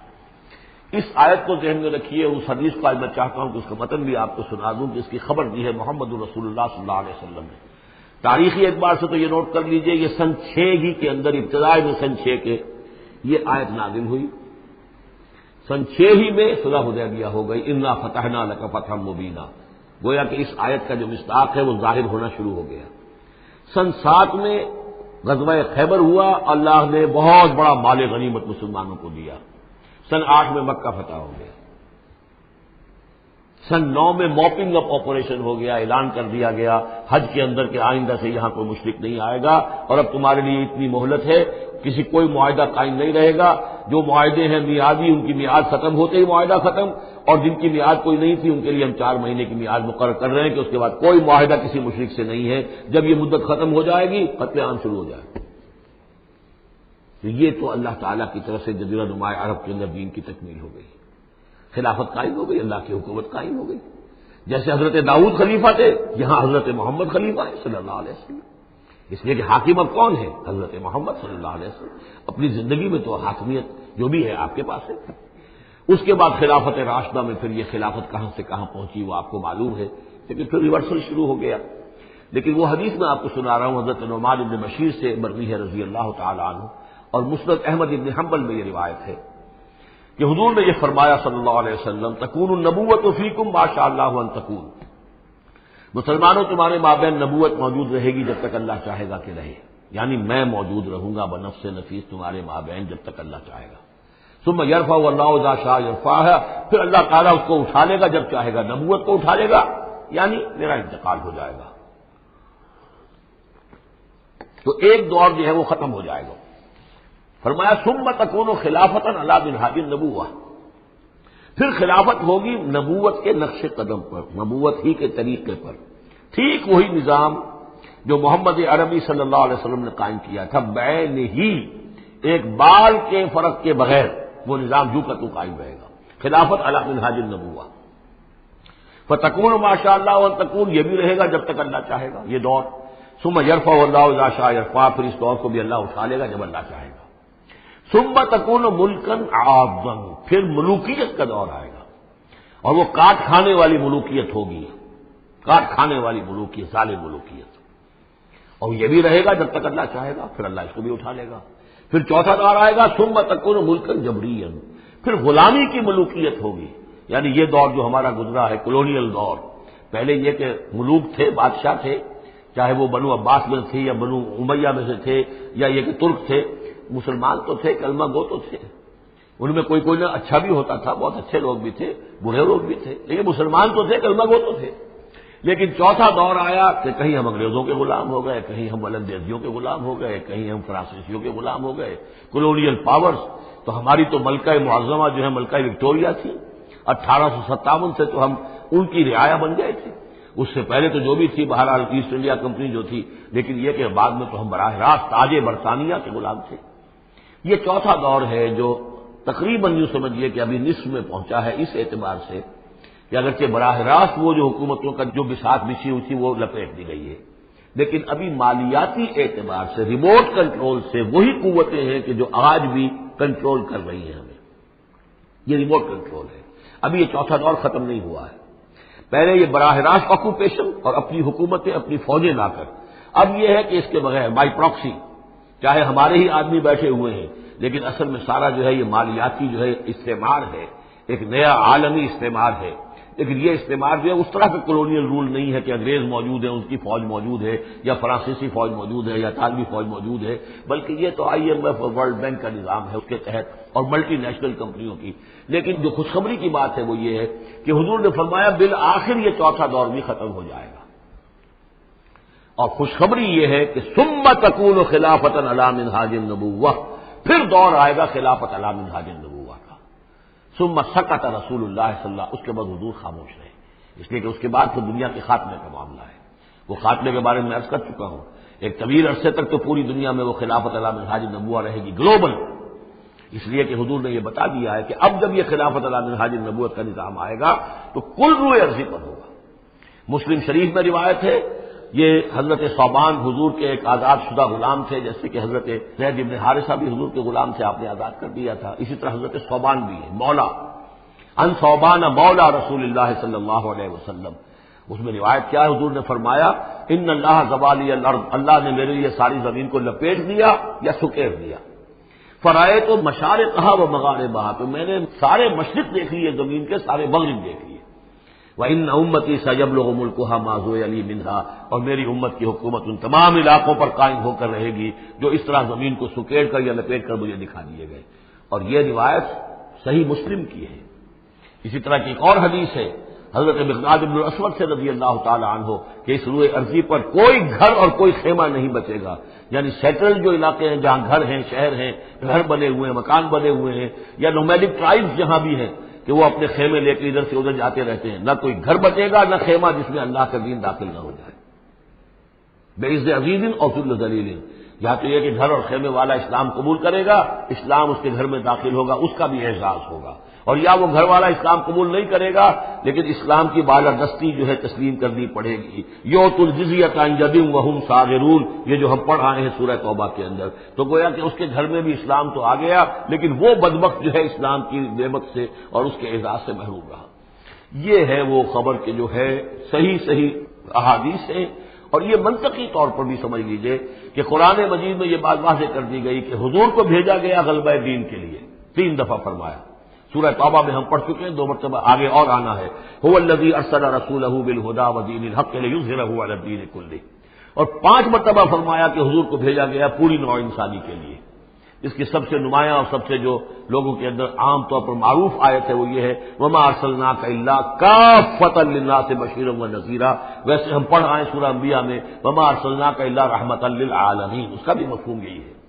تمام جہان والوں کے لیے ہم نے بھیجا ہے آپ کو رحمت بنا کر. اور ہم نے نہیں بھیجا ہے محمد آپ کو مگر پوری دنیا کے لیے، پوری نوع انسانی کے لیے بشیر اور نذیر بنا کر. ان دونوں کو جوڑو تو اس کا منطقی نتیجہ بھی یہ ہے کہ حضور کی بعثت کا مقصد مکمل ہوگا ہی اس وقت جبکہ کل عالم انسانیت پر دین حق غالب ہو جائے، اور یہ ہو کر رہنا ہے. ومن کفر بعد ذلک فاولئک هم الفاسقون واقیموا الصلاۃ وآتوا الزکاۃ، اور نماز قائم کرو اور زکوٰۃ ادا کرو. واطیعوا الرسول لعلکم ترحمون، رسول کی اطاعت کرو تاکہ تم پر رحم کیا جائے. کیونکہ روح سخن منافقین کی طرف ہے، اور میں نے آپ کو بتایا تھا ان پر جو شاخ گزر رہی تھی وہ در حقیقت رسول کی اطاعت تھی. بار بار کہتے تھے یہ اپنے جی سے بات کہہ دیتے ہیں، آیت تو ابھی اتری نہیں،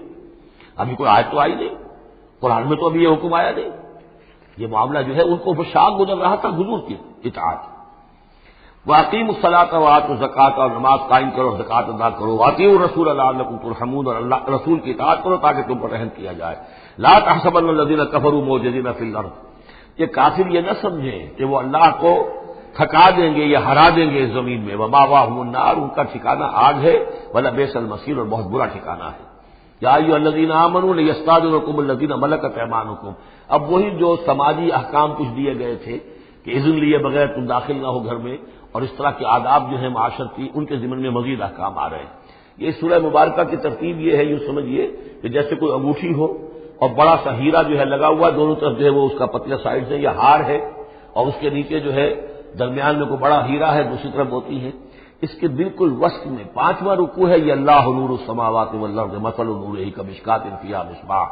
اور آیت نمبر 35 وہ عظیم کوہ نور ہیرے کے مانند ہے۔ پھر دونوں طرف جو ہے یہ مضامین ہیں، کچھ ادھر ہیں سماجی احکام، کچھ ادھر ہیں سماجی احکام، اور اس طریقے سے یہ بہت خوبصورت ہار کی شکل بن گئی۔ لِيَسْتَأْذِنَكُمُ الَّذِينَ مَلَكَتْ أَيْمَانُكُمْ، چاہیے کہ جو تمہارے غلام ہیں اور باندیاں ہیں وہ بھی اجازت لے کے اندر داخل ہوا کریں۔ وَالَّذِينَ لَمْ يَبْلُغُوا الْحُلُمَ، اور وہ لوگ بھی کہ جو ابھی وہ بالغ نہیں ہوئے ہیں، وہ بچے بھی، مِنْكُمْ ثَلَاثَ مَرَّاتٍ، 3 اوقات دن رات کے ایسے ہیں کہ جن میں خاص طور پر جو پرائیویسی کا اہتمام ہونا چاہیے، اور اس میں یہ کہ کوئی بھی اجازت لیے بغیر بچے بھی نہ جائیں۔ من قبل صلاۃ الفجر، ایک تو فجر کی نماز سے قبل، وحین تضعون ثیابکم من الظہیرۃ، اور جو تم ظہر کے وقت ظہیرہ جس کو کہتے ہیں، اپنے کپڑے ذرا اتار کے سستاتے ہو، قیلولہ کرتے ہو، ہلکے کپڑوں کے اندر انسان لیٹتا ہے۔ ومن بعد صلاۃ العشاء، اور نماز عشاء کے بعد۔ ثلاث عورات لکم، یہ 3 اوقات تمہارے پردے کے اوقات ہیں، یہ تمہاری خاص پرائیویسی کے اوقات ہیں۔ لیس علیکم ولا علیہم جناح بعدہن، ان کے علاوہ عام حالات میں کوئی حرج نہیں ہے، بعدہن کہ وہ یعنی وہی تمہارے ملازم ہیں، تمہارے غلام ہیں یا باندیاں ہیں، یا اسی طریقے سے تمہارے بچے ہیں، طوافون علیکم بعضهم علی بعض، وہ آئیں جائیں گھروں کے اندر، ظاہر بات ہے کہ اس کمرے میں آئے ہیں، اس میں گئے ہیں، اس میں کوئی حرج نہیں ہے کہ وہ آئیں جائیں اور پھریں۔ کذالک یبین اللہ لکم الآیات، اسی طرح اللہ تعالیٰ تمہارے لیے اپنی آیات واضح کر رہا ہے، واللہ علیم الحکیم، اور اللہ تعالیٰ علیم اور حکیم ہے۔ وَإِذَا بَلَغَ الْأَطْفَالُ مِنْكُمُ الْحُلُمَ، اور جب تمہارے بچے جو ہیں، جو لڑکے ہیں، وہ بھی بالغ ہو جائیں، انہیں سب سمجھ آ جائے، جو بھی معاملات ہیں دونوں شوق کے، فَلْيَسْتَأْذِنُوا كَمَا اسْتَأْذَنَ الَّذِينَ مِن قَبْلِهِمْ، تو پھر وہ بھی اذن لے کر اسی طرح داخل ہوا کریں جیسے کہ پہلا حکم آیا تھا کہ اذن لیے بغیر گھر میں داخل نہ ہو۔ کذالک یبین اللہ لکم آیاتہ، اس طرح اللہ تعالیٰ تمہارے لیے اپنی آیات کو واضح کر رہا ہے، واللہ علیم الحکیم، اللہ علیم اور حکیم ہے۔ والقواعد من النساء اللاتی لا یرجون نکاحا، اور وہ عورتیں تمہاری خواتین میں سے کہ جو اب بیٹھ رہی ہوں، یعنی لا یرجون نکاحا، اب وہ نکاح کی امیدوار نہ ہوں،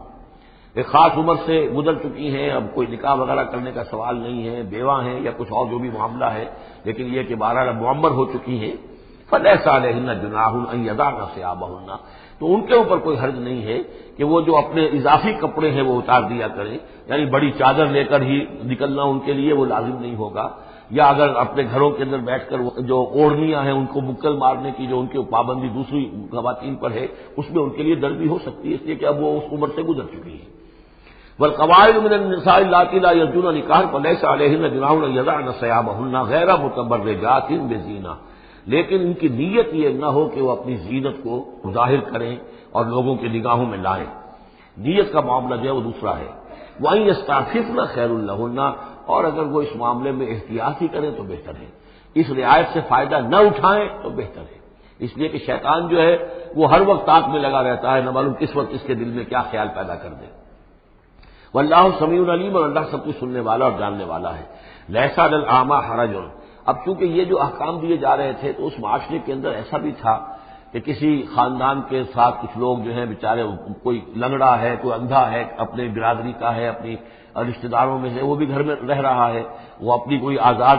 جو معاش اور آزاد جو ہے کوئی معاشرتی حیثیت کا اہل نہیں ہے، تو اب ان کے لیے کیا ہوگا؟ کیا یہ ساری پابندیاں جو ہیں اسی طریقے سے ان کے اوپر بھی پوری طریقے سے عائد کی جائیں گی؟ تو ان کے ضمن میں کہا جا رہا ہے کہ وہ اگر تمہارے گھروں میں رہے تو کوئی حرج نہیں ہے۔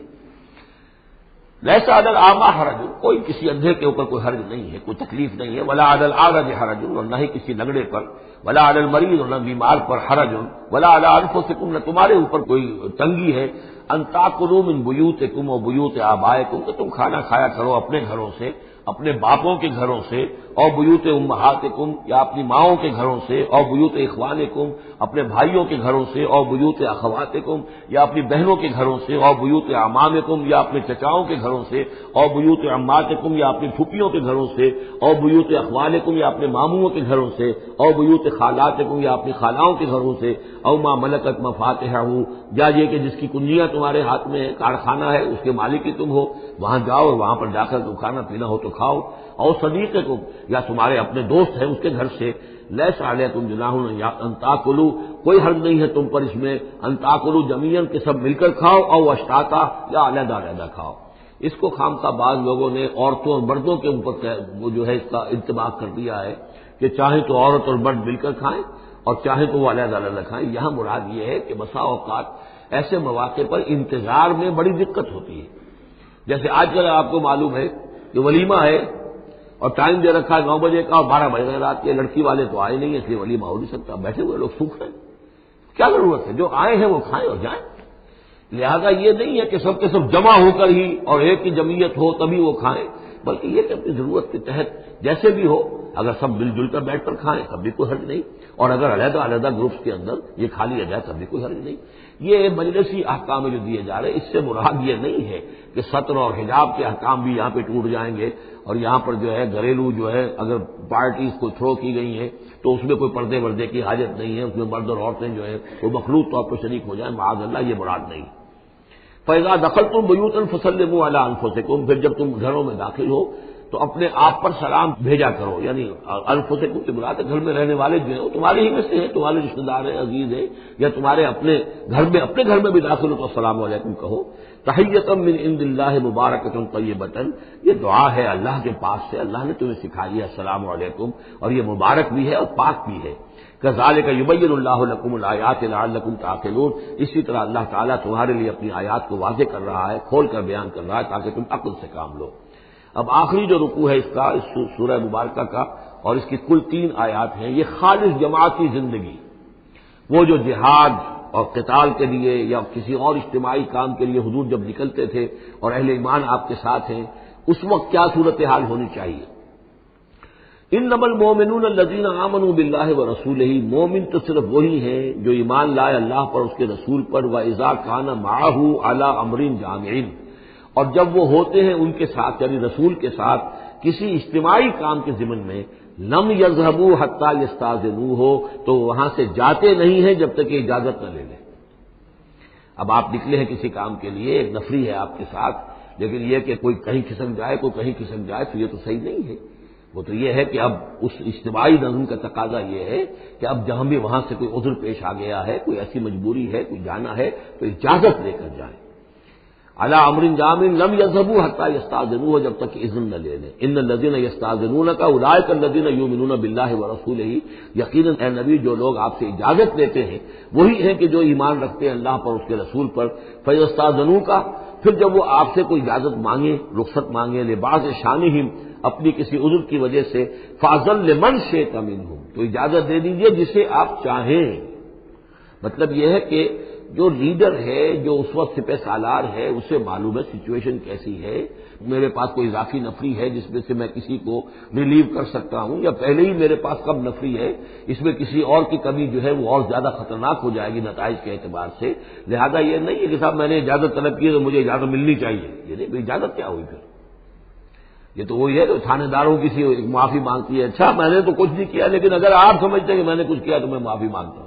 یہ تو در حقیقت الٹی دھونس ہے کہ آپ بڑے کمینے آدمی ہیں، میں نے تو کچھ کیا نہیں تھا پھر بھی آپ سمجھ رہے ہیں کہ میں نے کچھ کیا ہے، تو میں اتنا اونچا ہوں کہ پھر بھی میں معافی مانگتا ہوں۔ یہ در حقیقت وہ انداز نہیں، اجازت تو طلب کرنی ہے تو یہ ہے کہ اجازت لے کر اجازت ملے، اور یہ اختیار جو ہے پھر اے نبی آپ کو ہے کہ آپ چاہیں تو اجازت دیں۔ فاذن لمن شئت منہم واستغفر لہم اللہ، اور اس پر بھی ان کے لیے استغفار کیجیے اللہ سے، کیونکہ انہوں نے ظاہر بات ہے اپنے کسی ذاتی کام کو زیادہ اہمیت دی ہے اس اجتماعی کام سے۔ یہ اجتماعی کام نبی کا ذاتی نہیں ہے، یہ دین کا کام ہے، اللہ کے دین کا کام ہے۔ دین کو غالب کرنا فرض منصبی اللہ کی طرف سے ہے ان پر، لہذا اس کے لیے تم ان کے ساتھ نکلے ہو۔ لہذا یہاں پر جو ہے اب اگر تم نے اپنے ذاتی کام کو اس دین کے کام سے اہم تر سمجھا ہے تبھی تو یہاں سے رخصت لے کر جا رہے ہیں، یہ خود ایک ہلکی بات ہے، گویا کہ تم نے دین کے کام کو کم تر سمجھا ہے اپنے کام سے اور اس کو اہمیت زیادہ دی ہے۔ لہذا استغفار، اے نبی ان کے لیے استغفار کیجئے، واستغفر لہم اللہ، اور ان کے لیے استغفار کیجئے، ان اللہ غفور الرحیم، یقیناً اللہ تعالیٰ غفور الرحیم ہے۔ ایک بات البتہ نوٹ کر لیجئے کہ یہ مضمون جب سورہ توبہ میں آیا ہے تو اس سے اگلا قدم ہے، یہ چونکہ ہے سن 6، وہ ہے سن 9، 3 سال میں فرق کیا واقع ہوا؟ ابھی تو فرمایا گیا ہے کہ جو اجازت لے کر جاتا ہے نبی وہ وہی ہے کہ جو واقعی ایمان رکھتا ہے، لیکن وہاں فرمایا گیا جو ایمان رکھتے ہیں وہ اجازت لیتے ہی نہیں۔ وہ جو موقع تھا وہ تھا نفیر عام کا موقع، وہ موقع تھا نہایت ہی سمجھیے ایمرجنسی کا موقع، اس موقع پر اجازت طلب کرنا ہی در حقیقت اس بات کی علامت تھی کہ یہ منافق ہے، لہذا وہاں روکا گیا۔ آپ نے کیوں اجازت دے دی؟ اف اللہ عنک لما اذنت لہم، کیوں آپ نے اجازت دے دی؟ آپ کی اجازت آپ نہ دیتے تب بھی انہوں نے جانا نہیں تھا، تو ان کا جو نفاق کا پردہ چاک تو ہو جاتا نا، ان کی حقیقت تو کھل جاتی۔ تو یہ وقت کے حوالے سے ہے، اور اس کو درجہ بندی بھی کہہ سکتے ہیں۔ ایک وہ لوگ ہیں جو اس دین کے کام کے لیے اس درجے ہمتن اپنے آپ کو پیش کر چکے ہیں کہ دنیا کے کسی بھی کام کو اس سے اہم تر نہیں سمجھتے، وہ کیسے اجازت طلب کریں گے؟ اس سے نچلا درجہ ہے کہ وہ لوگ ہیں جو دین کے اس کام میں لگے ہوئے ہیں، لیکن کم سے کم نظم کی اتنی پابندی تو کرتے ہیں کہ اگر کہیں انہیں ضرورت پیش آ گئی جانا ہے تو اجازت لے کر جائیں۔ اس سے نیچے وہ لوگ ہیں جو اجازت کے بغیر ہی کھسک گئے تو معلوم ہے ان کا تو سرے سے اس کام سے سرے سے کوئی تعلق ہے ہی نہیں۔ تو درجے بندی ہے، سیڑھیاں ہیں، اوپر کی سیڑھی کے اعتبار سے درمیانی سیڑھی نیچے ہے، لیکن نیچے والی سیڑھی کے اعتبار سے درمیانی اونچی ہے۔ تو یہ ریلیٹو معاملہ جو ہے رہے گا کہ ایک وہ لوگ ہیں جو سرے سے اس کا بھی خیال نہیں کرتے کہ اجازت لیں، اجتماع ہے، کوئی اس کی معاملت بھی نہیں کی ہے، نہ بعد میں کی ہے، نہ پہلے کہا ہے کہ میں نہیں آ سکتا، معلوم ہوا کہ انہیں کوئی سرے سے احساس ہی نہیں ہے کہ ہم کسی نظم کے پابند ہیں اور ہماری کوئی ذمہ داری ہے۔ اس سے بہتر کم سے کم وہ لوگ ہیں کہ جو اپنا عذر پیش کر دیتے ہیں، اجازت لے لیتے ہیں۔ لیکن اس سے بھی بہتر اونچا درجہ ہے کہ دنیا کے کسی بھی کام کو دین کے اس کام سے اہم تر مت سمجھو، اللہ تعالیٰ تمہارے کام سنوارے گا، اللہ تعالیٰ تمہاری ذمہ داری قبول کر لے گا، تم اللہ کے کام کے لیے نکلو۔ لا تجعلوا دعاء الرسول بینکم کدعاء بعضکم بعضا، تم یہ رسول کا بلانا اپنے مابین ایسے نہ سمجھ لو جیسے تمہارا آپس میں ایک دوسرے کو بلانا ہوتا ہے۔ بلانا یہ بھی ہے، آپ نے کسی کو دعوت دی، میرے گھر آئیے کھانا کھائیے، رسول نے دعوت دی، کیا یہ برابر ہو جائے گا معاملہ؟ لیکن ایک بلانا یہ ہے کہ رسول پکار رہا ہے تمہیں کہ آؤ اللہ کی راہ میں چلو میرے ساتھ، ایک یہ کہ کوئی عام آدمی آپ کو کہہ رہا بھائی میرا ایک کام ہے، ذرا میرے اس کام کے لیے تھوڑی دیر کے لیے آ جائیے، کچھ مجھے چاہیے، مدد چاہیے، تو زمین و آسمان کا فرق ہو گیا۔ اور تیسرے معنی اس کی یہ بھی ہے کہ دعا سے مراد یہ کہ مخاطب ہونے کا انداز، تم جس طرح ایک دوسرے سے بات کر لیا کرتے ہو ایسے رسول کے ساتھ بات نہ کر لیا کرو، ان کے مقام کو، ان کے ادب کو۔ یہ سورہ حجرات میں جا کر تفصیل سے ہی بات آئے گی، لا ترفعوا اصواتکم فوق صوت النبی ولا تجہروا له بالقول کجہر بعضکم لبعض ان تحبط اعمالکم۔ تو یہ تینوں مفہوم اس کے ہیں۔ قد یعلم اللہ الذین یتسللون منکم لواذا، اللہ کو خوب معلوم ہے تم میں سے وہ لوگ جو اوٹ لے کر کھسک جاتے ہیں، یعنی کہیں نکلے تو ہیں، درج ہو گیا کہ یہ بھی جانے والوں میں ہے، کہیں دیکھا کہ کوئی دیکھ نہیں رہا کھسک گئے، یا اجتماع ہے بیٹھے ہوئے ہیں، وہیں پر اب بات آئی ہے کہ اب ایک مہم درپیش ہے،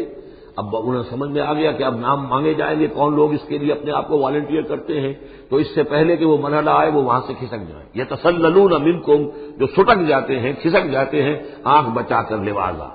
فلیحذر الذین یخالفون عن امرہ،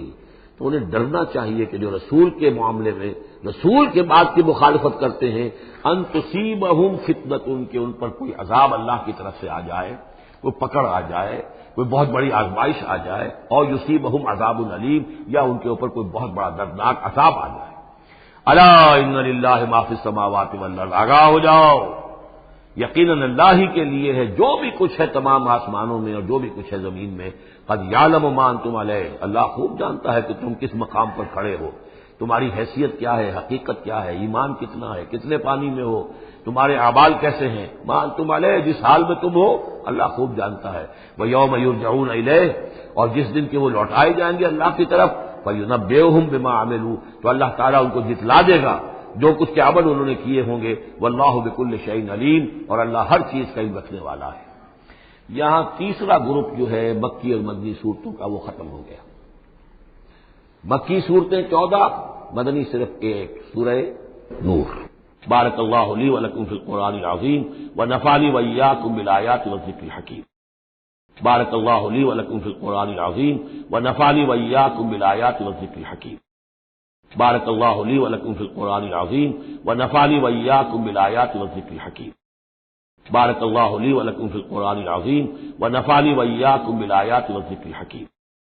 بارک اللہ لی ولکم فی القرآن العظیم ونفعنی وإیاکم بالآیات والذکر الحکیم۔ بارک اللہ لی ولکم فی القرآن العظیم ونفعنی وإیاکم بالآیات